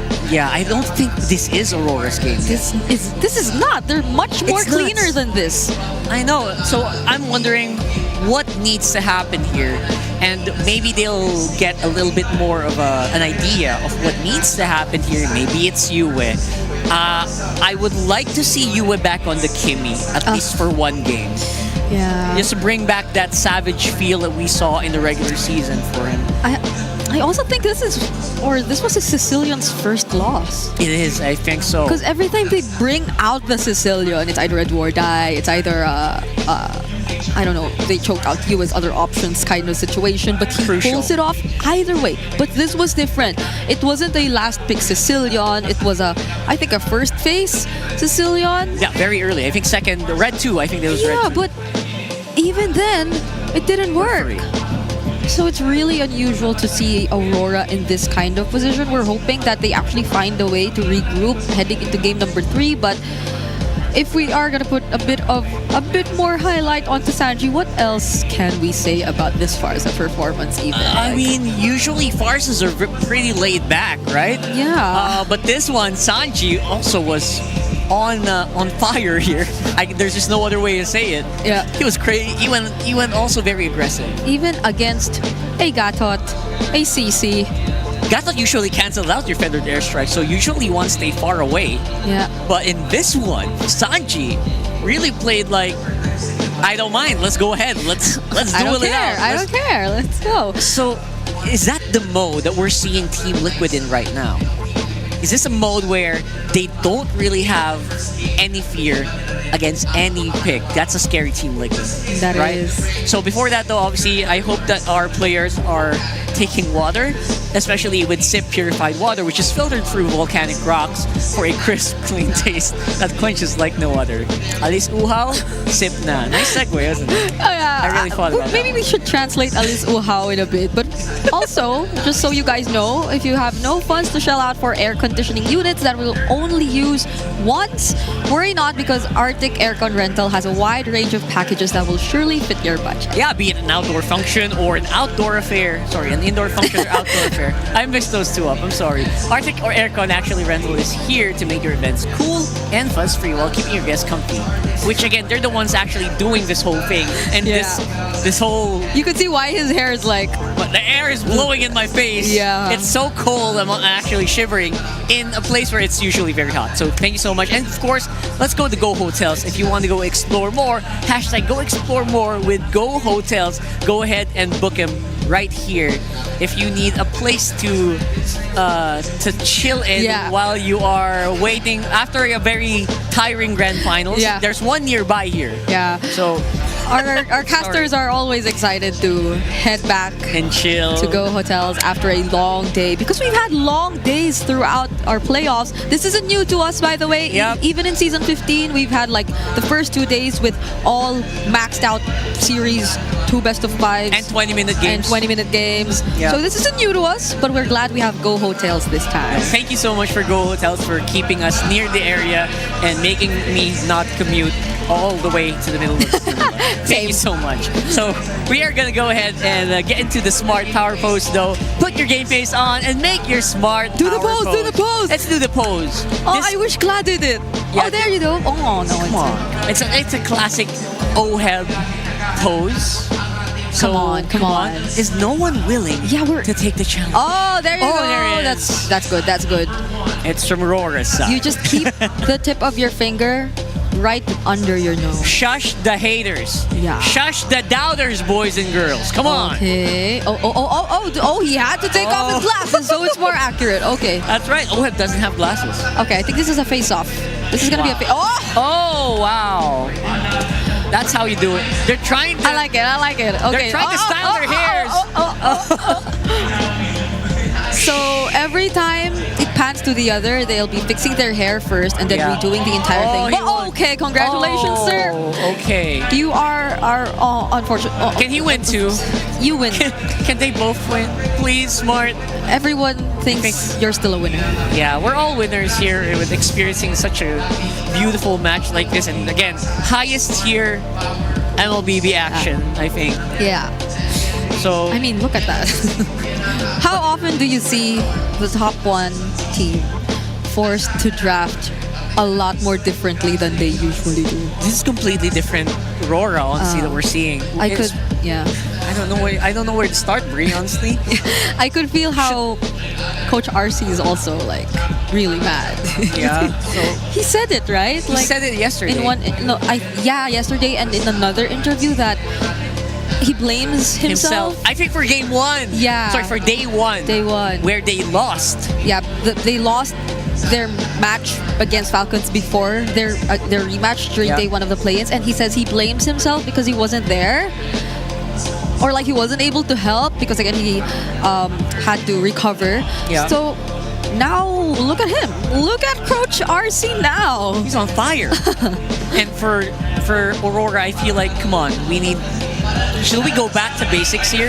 Like master the basics? I hope so. I hope so. Is that the call? Come on, we need something like that to happen because right now it feels like we are hemorrhaging wins. We're hemorrhaging gold here for the RORA side. Yeah.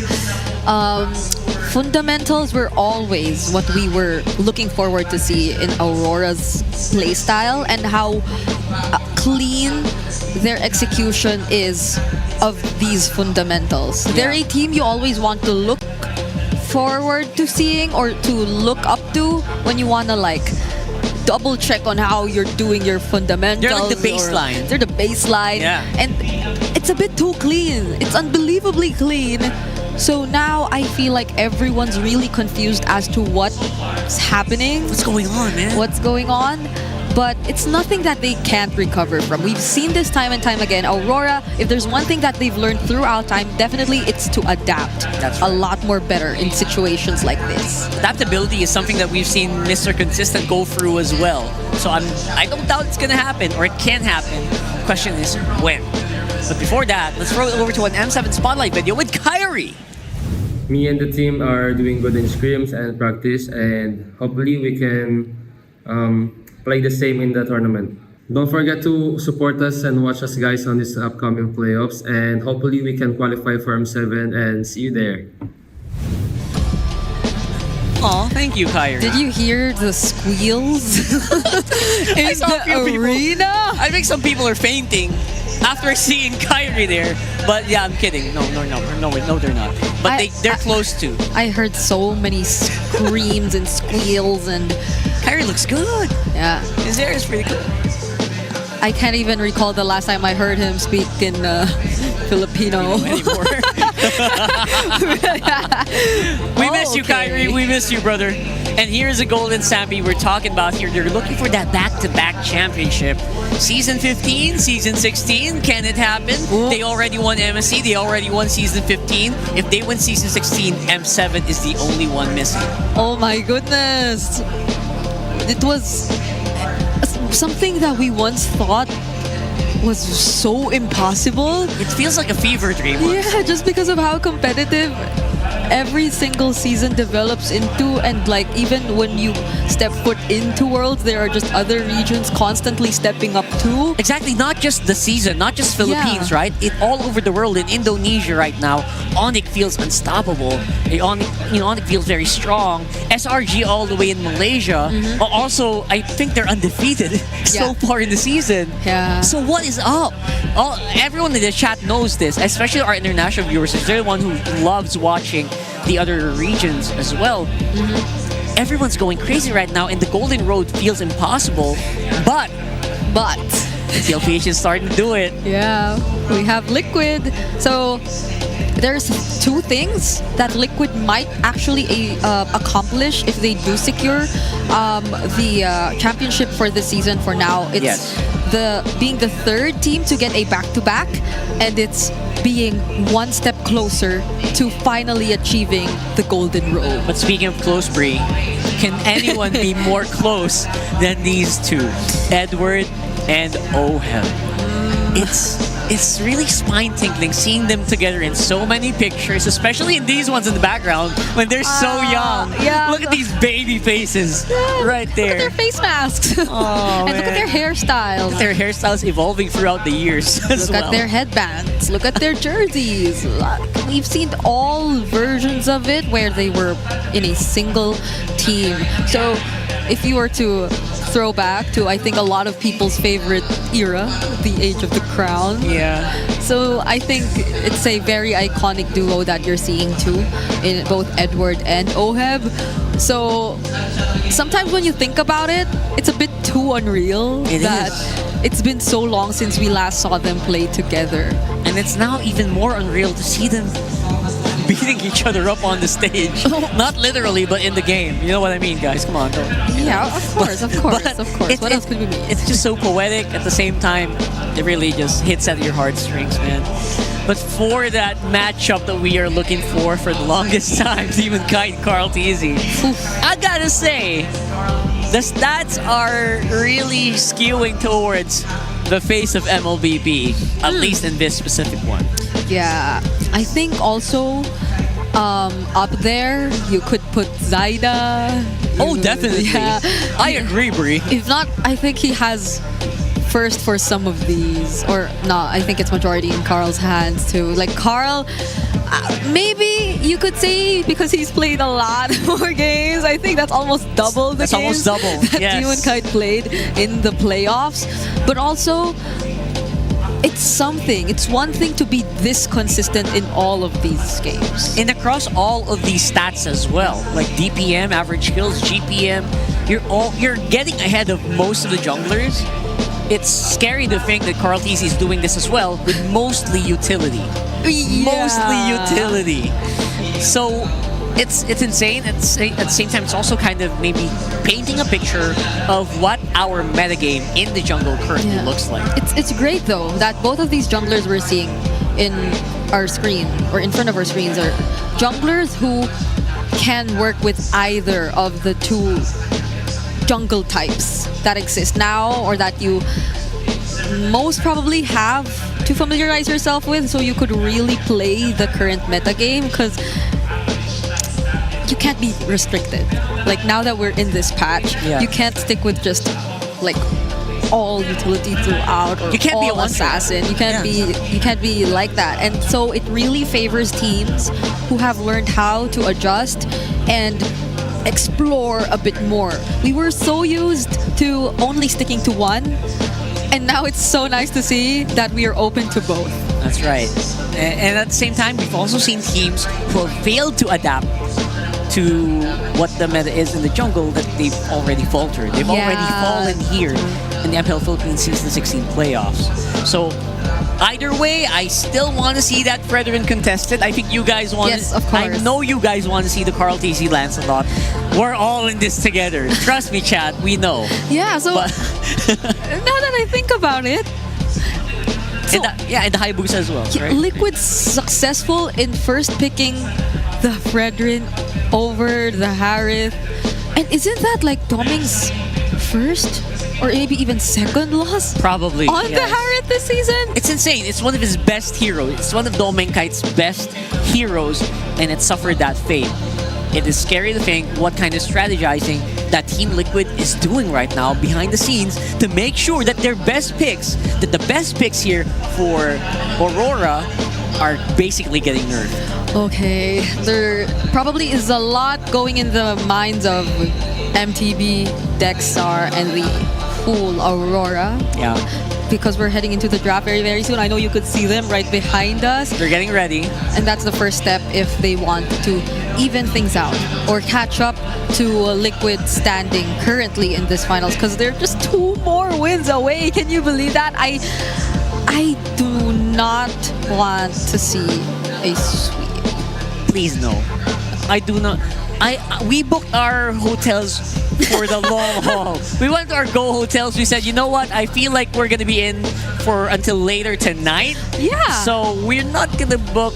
We're not gonna check out quite yet. I had a hard time going to sleep last night. So please, you're getting like overthinking. Like, yeah, because I'm just so excited about all this. I'm expecting we'll go all the way, but everything was really comfortable, by the way. Oh yeah. But I've prepared myself mentally for a very long series. That's right. You've even bought like what do you call that? Where is it? Brigida. I brought a Where blanket. is your blanket? It's Brigida actually prepared the blanket. It's not. I didn't buy it though, but someone gave it. Someone gave it. So thank you. I would like to thank whoever gave me. That's right. This. Look at this. Where's Look the at this. head? I just want to say it looks cool. Whoever gave me this minion. Aside from their 1v1 playoffs history, by the way, where Demon Kite is all obviously a bit behind. Look at that. Look at Brigida's blanket. Look at this. Oh my goodness. The Demon Kite has been able to catch up in their matchup in season 14. Yeah, in season 14. But it's just in season 14. That was a long time ago. Yeah. Demon Kite's always like losing. I was trying to look for a different term, but there's just no other way around it. There's no other way around They lost. it. This is All right, what he like lost. the stats show us. Carl TZ always gets the upper hand against Demon Kite, and it's always like a 1-3 or a 0-3 to make things a bit worse. Yes, so it's been a bit of a stomp for the most part for the Carl TZ. He's the face of MLBB for a reason. And I think that reason is very optimal, or very apparent here in Game 1 and Game 2 as well. If only you could put regular season records here too, but you can't. Can't we? These are just playoffs. Come on. These are just playoffs records. Yeah, this is playoffs. So that's why they're all favoring Carl. And how devastating is that going to be for Demon Kite if they meet the same fate? Again? Then maybe they need a duel or a rematch. Someone bought the Aurora thingy. Aurora thingy, the robe. Oh yeah, the robe. The robe. In the mountains. In the mountains. The robe in the mountains. The Zen. I'm not gonna say that on broadcast. Come on, look at the Immortal Cup. Man. Yeah, that's so nice. Oh my goodness, we're so close to seeing the next draft and Aurora back to first pick. Okay, they're on blue side, 76% win rate on that side for RORA here, or I think overall. And yeah, so get your blankets ready, I hope, which Brigida is doing right now off cam. She is very obsessed with this blanket. I am obsessed with this minion blanket. It's nice, it's a minion, so. Okay. So we are going at this one. It looks like a very tense moment, at least for Aurora. Look at the body language here for Team Liquid. They seem to, I saw Carl TZ yawn there a little bit. What? not gonna lie. Don't. Not gonna lie. I hope the fire is still there. Get into the countdown here for the drafting phase of game number 3 between Team Liquid Philippines and Aurora Gaming. So we're looking for the first bans later on, but first let's look at the map draw. It will be crucial. It will also kind of dictate, depending, sometimes it dictates the speed on which we will make ganks happen. Again. The rotations around expanding rivers, but it will be dangerous grass for game number 3. Oh yeah, it's different. We've had 3 different maps so far. Ooh, the randomizer is doing its thing. randomizing today. It's randomizing today. Good job, randomizer. Okay. Why am I getting a feeling that they're not really taking out the Harith anymore? Not unless Aurora wants to do that. Yeah, I think so. I think we can definitely safe to say that either teams can actually pull off the Harith at this point. So leaving it open doesn't feel as bad compared to like some regular season or even some earlier playoffs games. Yeah. Okay, Hilda gets respected though. Hilda does get a lot of respect as well. Yeah. So and JP, yeah, good job, JP. Yes. Yeah, good job, Daddy JP. So maybe Aurora might be a bit more open to an assassin jungler. Yeah. But it depends if they get the Fredrin first pick again. It's been the trend for the past 2 games, always been the Fredrin prioritized in blue. But Liquid, call me a hero. they seem to have found a way around it, so they change things up. All right, that's a little different here. This is the first time Isushin's been open for the series. Wow, okay. So this might be something different for Aurora. This might speed up their mid-game tempo with this pick. Now then again, we're looking for its matchup, its win rate against the Fredrin. I would say can be pretty close. Yeah, so is Liquid considering still a Fredrin because there are other junglers option. I think that's why they delayed for Red 3 first. The Garrod Harith, as expected, will be the response. It's impossible for you not to get the Harith when you're in red side and it's still available at this point. So Granger, I think this is gonna be very consistent for Aurora. They have to secure Doming's hero in the first phase, especially now that it's been a Harith Granger matchup always. So this is gonna be the difference. I think this core lineup here for Aurora is already fine, especially with the high loss in tow. I think Alice would be a very good pick for Aurora, just to make sure that this Wise Assassin Granger can kind of maneuver around it. You can also kind of just solidify someone with, because it's physical damage, jungle with physical damage, gold laner. So I think you want to go magic on your. If you don't want to go bombing on the mage, maybe you want to go and get that Alice. But Hayabusa on Carl TZ, we talked about this earlier. Yeah. This is a good switch up, and they're not getting stuck in a pattern. Yeah. Which is good. Really good. From a Baksha to a Fredrin to a Hayabusa. He's doing everything.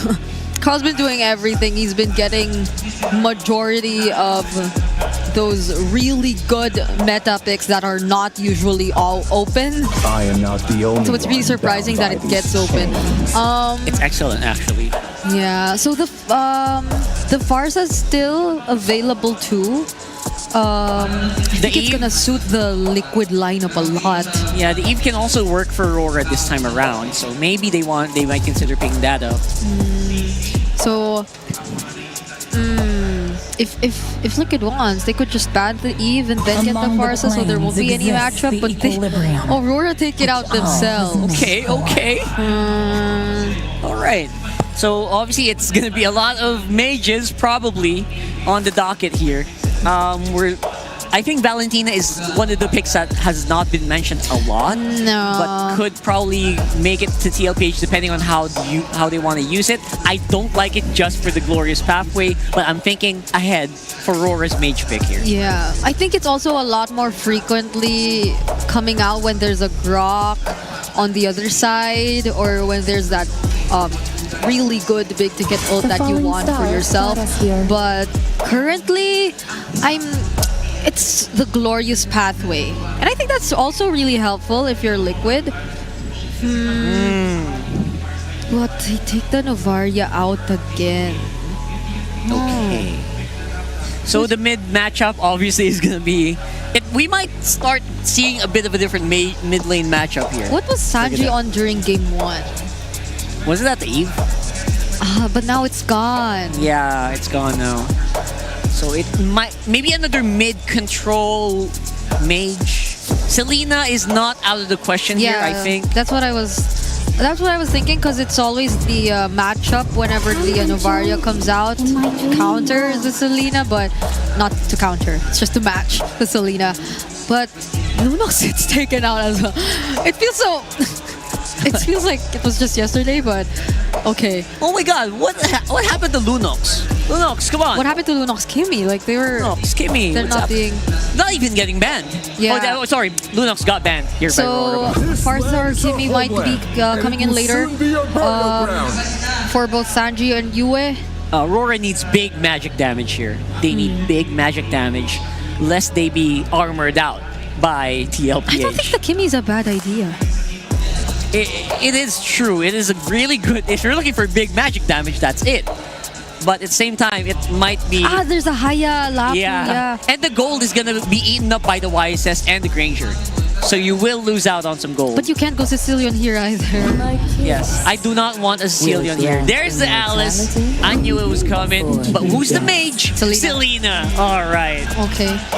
So what's left for Sanji is like the Farsa. Farsa. Yeah. We did say the Farsa Selena are like the options left for both. Maybe a Lilia. Farsa it is. All right. There you go. All right, so despite what our fears earlier, Brigid, I think we kind of predicted that draft pretty well. Yeah. So good job up here. There you go. High The five. options were out there. The options were out there. That's good. So we're not so far out of the meta yet. Not yet, especially in this game. That's right.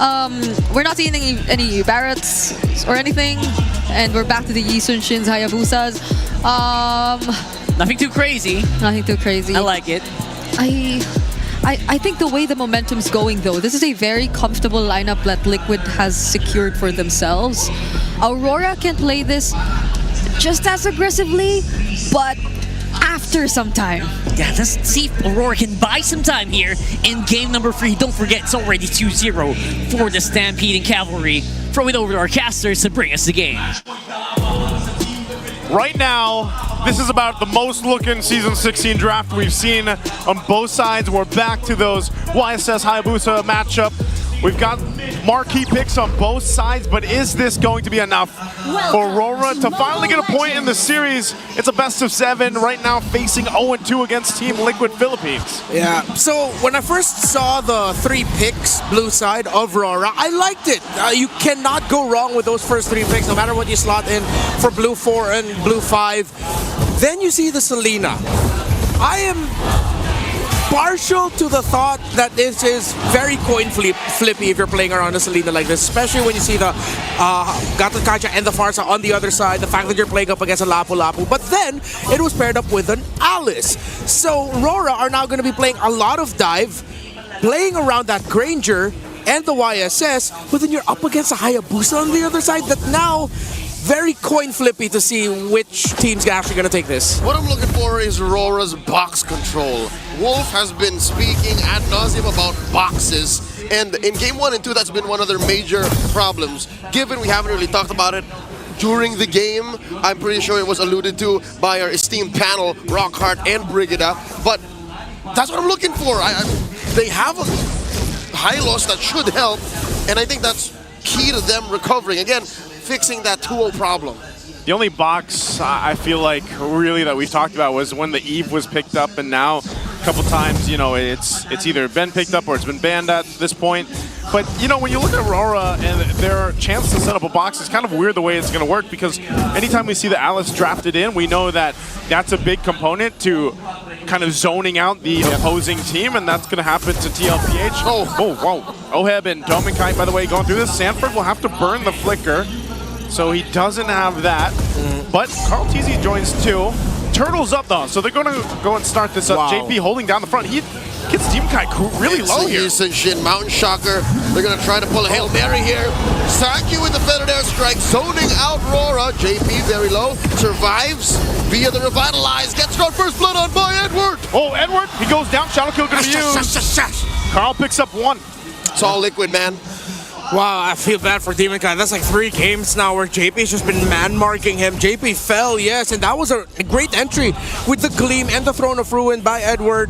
But in the end, Liquid held on. JP got back in time to pop up the Revitalize and help Liquid stay strong up against the entry of the Alice. From Sanji, forcing a flicker from you. Ooh. There's a reason why he keeps picking this up. Yeah. And okay, Dominkite has to burn the flicker too. A whole lot of resources being used up on some of these small little fights happening across the map. 2 ults for a flicker. 2 minutes versus what, 30 to 40 seconds. alongside JP, Sanji's been on point this whole series as well. Looking at the items, slight, no clear obvious lead, maybe between the two junglers. Getting a little bit bigger now, but we still are in the earlier portions of the game. If JP and Sanji can link up again one more time to set things up for Carl TZ, Turtle 2 should be good for them, while Aurora, now I like their rotation. They're going for the Doming double, sending him to the mid lane. They have 3 bodies on him to help him out, get a little bit more farm. And now, I like this acceptance by Aurora that they really have to start speeding up the farm for their Granger. Yeah, I talk a lot too about Demon Kite and how impressive he's been throughout Season 16 in general, but I feel like he's going to have to be the one to step up too, and then a lot of these objectives in the early game and then even later on in the Lords. Oh my god. He has to get the retributions off. He has to be able to get the secure in, but again, that's easier said than done, especially when you're zoned out by TLPH, who has solidified that strategy of fighting around that box, fighting around that zone. And who are they going to go for? Sanford, who's confident enough to 1v2? Answers back after receiving a face full of Mount Chakra to the face. No ult for Demon Kite, so Liquid have all the incentive in the world to just sandbag into this turtle. That's 2 for 2 now for the Cavalry. Yep, there's a jump. They go in and they're able to lock down. Force taking down Demon Kite. He thought he was safe for the orange, but it was just but a bait. Glorious pathway by Light to get on out there, and Liquid have successfully invaded. Lights down! 40 gets him! The Apex Predator strikes again with a flicker! Bravest fighter, Carl freaking Tazy! This is the stampede that we've seen time and time again from Team Liquid. Liquid, no. Liquid, feel it. You've seen the intensity that they've shown. Every winning moment that they have, because I think they just know that they are way over in RORA's heads. RORA, they don't look like RORA.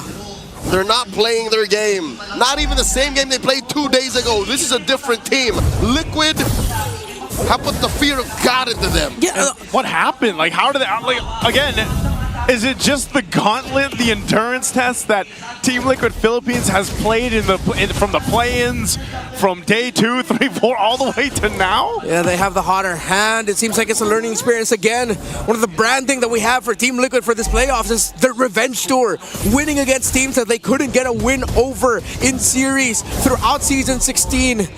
And this would, Demon Kite, not again. Sanji coming in, feathered airstrike. AOG, Demon Kite will not survive as JP serves up a kill to Sanji. Carl TZ, want to take down Light, and he does! Roast Centaur, anybody? 2 free kills for Cavalry. This is the Golden Stampede. They know. They've outwardly said they don't want to think about winning M7. They don't want to think about that just yet because there seems to be a curse. But it looks like they are hell-bent and holding on to that. Everything perfect. JP helping serve up that kill to Sanji. The prediction of Sanji to put down the feathered airstrike to the path of where Demon Kite was going out instead of trying to go for Demon Kite correctly. And the timing of Carl TZ to conserve the shadow out at the very last second. There's just something about it. Third turtle's up. Sanford's going to jump in. He's zoning them out. Carl gets the turtle. 3 for 3. Feathered airstrike has already wreaked havoc. And the shadow kill go into the back. Light falls. No front line for Aurora. No one goes down except for Light. Could have been way worse for Aurora, but now that's 3 for 3 for the objectives for Carl TZ. The MVP of the season, the homecoming boy. Demon Kite, taking a flicker out too. Demon Kite trying to get some space. Again, fighting between the turrets here. Yeah, and that's what I was saying. When you decide to pick up the Selena as the last pick, yes, again, one of the counters to fast, aggressive rotations to get a read in. But then it's so dependent on landing that Abyssal Arrow that becomes a big coin flip of whether or not you can actually win fights. But the coin hasn't been landing in favor of Aurora. The Abyssal Arrows have not been impactful enough. Carl? Oh my god. Forced out the flick. Magic damage. Oh, the dash. Physical damage. Yep. What do you do as Aurora, especially since your economy has already been under attack? One might argue that these traps and these arrows could be for zoning. But what is the follow-through? Like, by throwing out a trap, by leaving one in the random bush, does that open up farm for Demon Kite? Does that allow Demon Kite to do his thing? They force out a wings by wings from Sanji.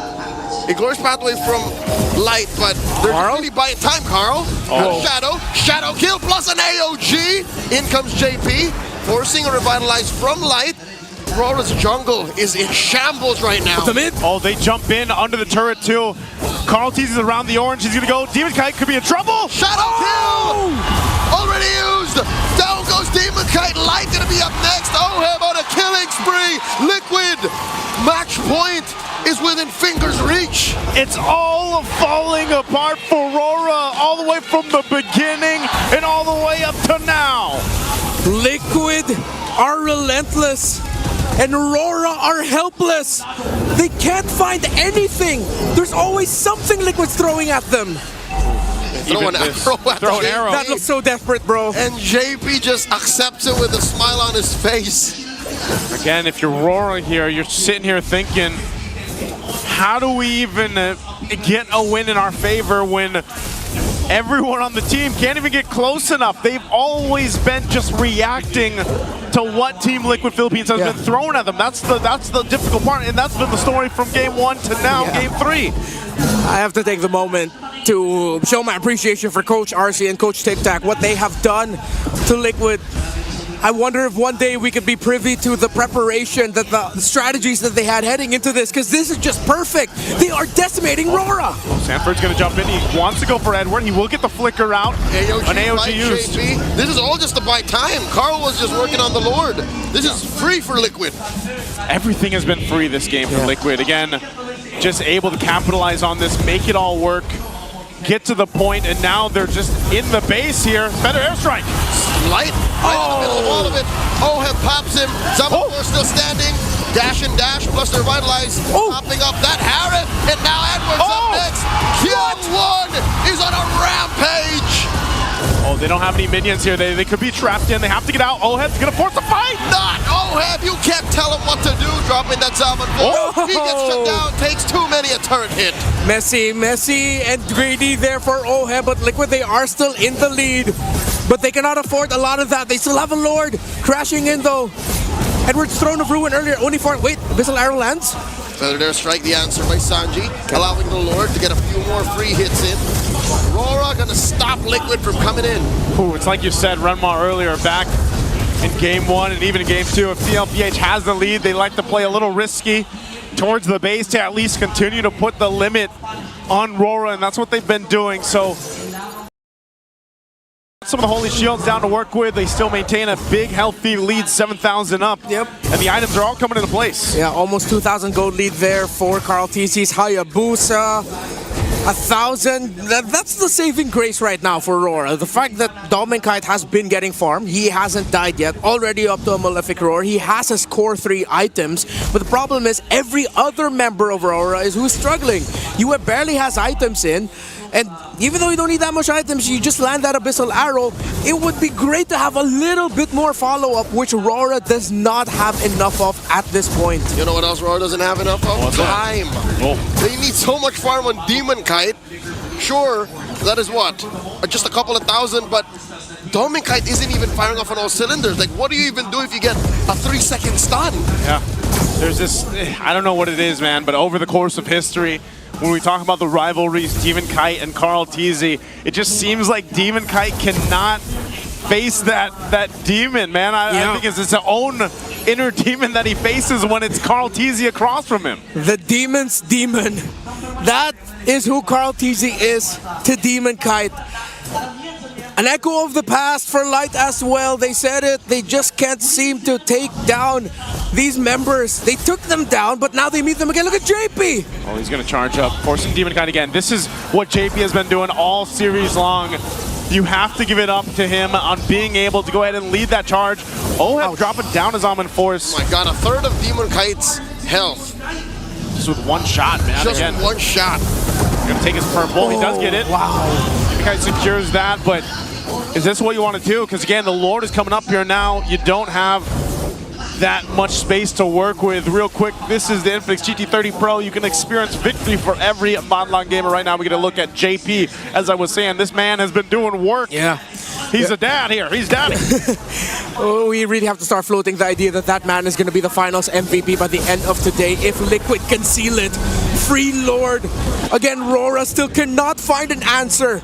They cannot crack the Team Liquid code. At this point, I don't know, scrambling in my head. At this point, it's miracles. Again, it's an Abyssal Arrow layering, somehow Oheb getting punished. But then if Oheb goes down, you still have to think about the Hayabusa's entry with the Shadow Kill. You still have to think about the damage you're going to be receiving from Feathered Airstrikes. And at this point, the fact that there's already an Oracle, even just the belt, even though that's not a full build item just yet, on the Queen's Wings for Sanford, that's okay. Because he can still fight longer engagements. Oh my and it goes back to what you said, Leo. RORA do not have the time. Wings by Sanji. He knows that this is a big ticket rotation. Popping that Feathered Airstrike. The stun on the Carl TZ. In they go, forcing a Shadow out. Carl has one more Shadow. He's very low. Edward taking a few hits. Glorious Pathway and a stun on the JP. Successful defense in the top lane. Bottom lane up next. So far, a lot kind of thrown out there. They still got to deal with this Lord as it charges into the bottom base turret. There's an AOG. Traceless out by Demon Kite. Shadow kill by Carl, taking out Edward. Feathered Airstrike. Oh, Light's in trouble as he falls too. TL goes in. Salmon Force underneath this base. Liquid can smell it. The Cavalry stamping through. They are at match point. Everyone is perfect. Oheb is fired up. He knows they just need one. Championship point. One more win. The series has been damn near perfect for Team Liquid Philippines. RORA is going to have to go back to the drawing board and figure something out. Let's throw it over to the panel to break down our Game 3.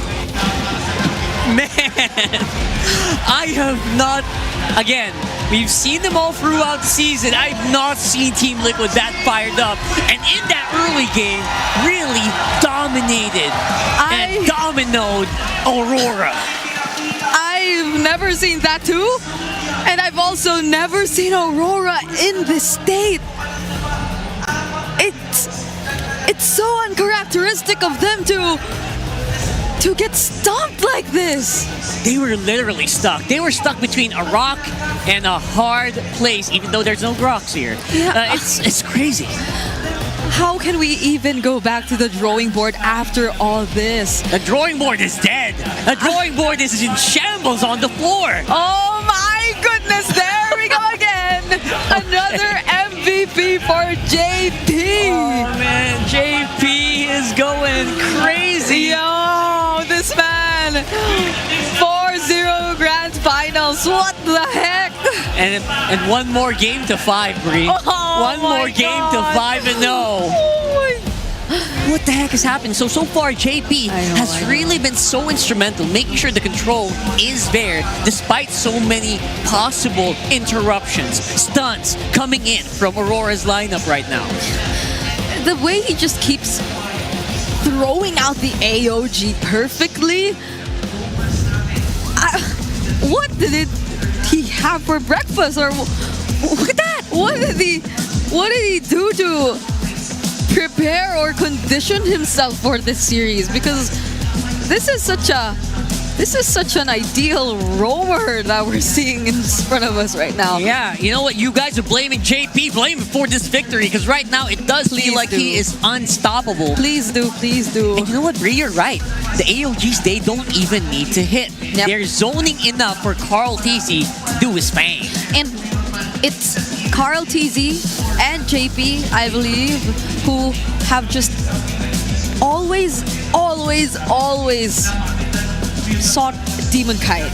It's JP. It's given. JP is like it's like he's doing a man-to-man defense against Demon Kite, especially when there are objectives. It's impossible for you to not see JP actually trailing after Demon Kite or just making sure that he's never out of his sight. But when Carl TZ provides the follow-up, that's a completely different story. It will always result into not just a good zoning, but a kill. And how frustrating can that be for Demon Kite? He has barely any farm.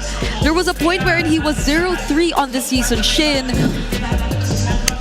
And my goodness, this is another scenario of I first picked this jungler, but it's not working against Liquid. They're getting single-handedly destroying the blue side win rate. Yeah, that's what they're doing. So what's up? Like, they are getting the cream of the crop, at least in their position. I feel like the Yi Sun-Shin would have been so good in either one of these junglers. Yeah. But so far, it feels like Team Liquid has been seeing these picks and saying, no, it's not good for you. We're gonna make it hell for this Yi Sun-Shin, and that's exactly what they did. Yeah, I can't even think of like how Aurora are feeling after this, like 3 losses in a row where you could barely put up a fight against Liquid and the stampede that they've constantly been doing against you. And for sure you could see how badly Aurora want to try something. There was one moment, I think it was when they were trying to defend their tier 3 turret up top, that they actually committed to doing or engaging in a fight. It was started off with a Throne of Ruin from Edward, followed by all other skills thrown out by Aurora, the Glorious Pathway, and some skill shots from Demon Kite and Domin Kite and Yue. But even then, you could see it's not enough. They have means to engage, to push forward, but they don't have the capabilities to chase. Absolutely zero. Especially if they use their tools to already commit to the fight. Because you could use the Glorious Pathway to chase, yes, but you have to use it for the fight if you're that much behind. And for the most part, they did use it defensively. And I guess they were put in a position where they had no choice, Brigida. So I would say this is exactly just using the tools in your disposal. I am seeing Team Liquid speed it up because they know that the late game was not going to come in their favor, despite our casters, our esteemed, our esteemed. noble casters saying that this is the most S16 draft they've ever seen so far in the playoffs. And I just gotta say, we talked about it before it got back to the panel, but since the map's randomizing, what if we get flying clouds for last map? Won't that be like a bit too much for Aurora? Like, is everything going against them today or what? And we were also discussing, is that going to help? Yeah. Again, Carl Teasy is the MVP there. I swear his GPM would have been like 1K there if that ended a lot sooner. If only. He was going bananas on the Hayabusa. Which banana. Because that kind of proves why he is definitely the assassin guy, despite being the Fred man of the season so far. Yeah. So, I do not doubt his Hayabusa skills. Again, on par with some of the greats, or even sometimes even better than like Kyrie. Oh, is that a hot take? It's a hot take. I would say on par, and I'm not saying, you know. But either way, before we get into the whole debate, we'd like to just invite you guys because we just recently got nominated for numerous titles during the Esports Awards. Vote for Team Vitality for Esports Team of the Year. There's also Kirk for Esports Breakthrough Player of the Year, Team Liquid and Team Falcons for Organization of the Year. And don't forget, Team Liquid right there is also nominated for Content Group Moonton, nominated for Esports Publisher of the Year, and Mobile Legends Bang Bang's Esports Mobile Game of the Year, and Esports Game of the Year. That's a lot. I said year a lot. So, please help us out and prove to the world that MLBB, we don't need these viewer numbers that are very high right now, by the way. We don't need them to prove anything. We want you guys to prove it for us. Go ahead and vote at the Esports Awards. Help us out. And join us in the new season of MLBB Rising Open. It's an in-game mode designed to provide players a platform to engage in competitive gameplay and jump into the action here. Go ahead. Yes, please do. There are a lot of prizes there. And I think this is a great way to reward yourself if you're a Vixana or a Guinevere main, because the Aspirants new skins are now available. So participate in their Aspirants Unite themed draw event, because the first 10 times draw using diamonds is actually 50% off. And every 10 draws guarantees an epic or higher quality skin. So I personally use that 50% one draw per day. Really? I got the Vixen. Oh. I got a Vixana, but I did it. Yeah, I kept pressing the button and I think I lost like 7,000 diamonds around that. Because you're rich and we're not. We no, I had diamonds saved up for that. Sure. we believe you. Because you see how beautiful the skins were. It really is. I got both. I already got the Gwyn. I said, you know what? I need to complete it. It's only like 105 diamonds per day. So I was happy with that. You did it with 1,050, 1,050, 1,000. To be fair, I got a lot more too. Okay. Because you get a lot in a single 10 times draw. Do it. So many epic skins. So thank you so much for hanging out with us. Now go hang out with Amira.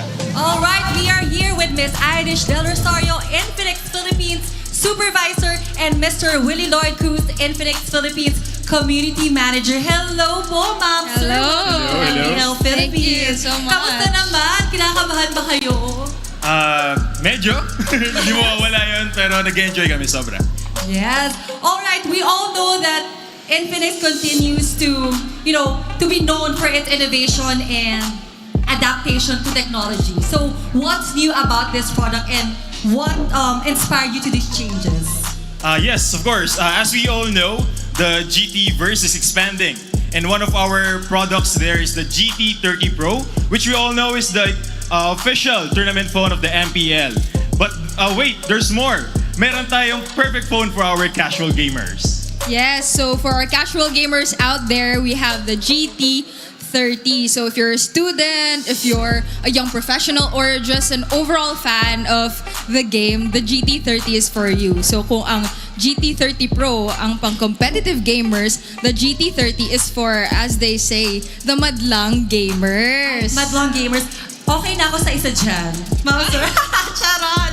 So, what's new about naman? May bago ba kayong ilalabas or anything in terms of news and promotions na Infinix fans can look forward to? Yes, of course. We have a piso sale, guys. So all you have to do is go to the Infinix Philippines TikTok shop. So that's at Infinix Philippines and search Infinix MPL S16. Just type in Infini MPL for you to get a chance, a limited edition MPL Season 16 GT30 merchandise for only 1 peso. Yes. 1 peso and the shipping fee, right?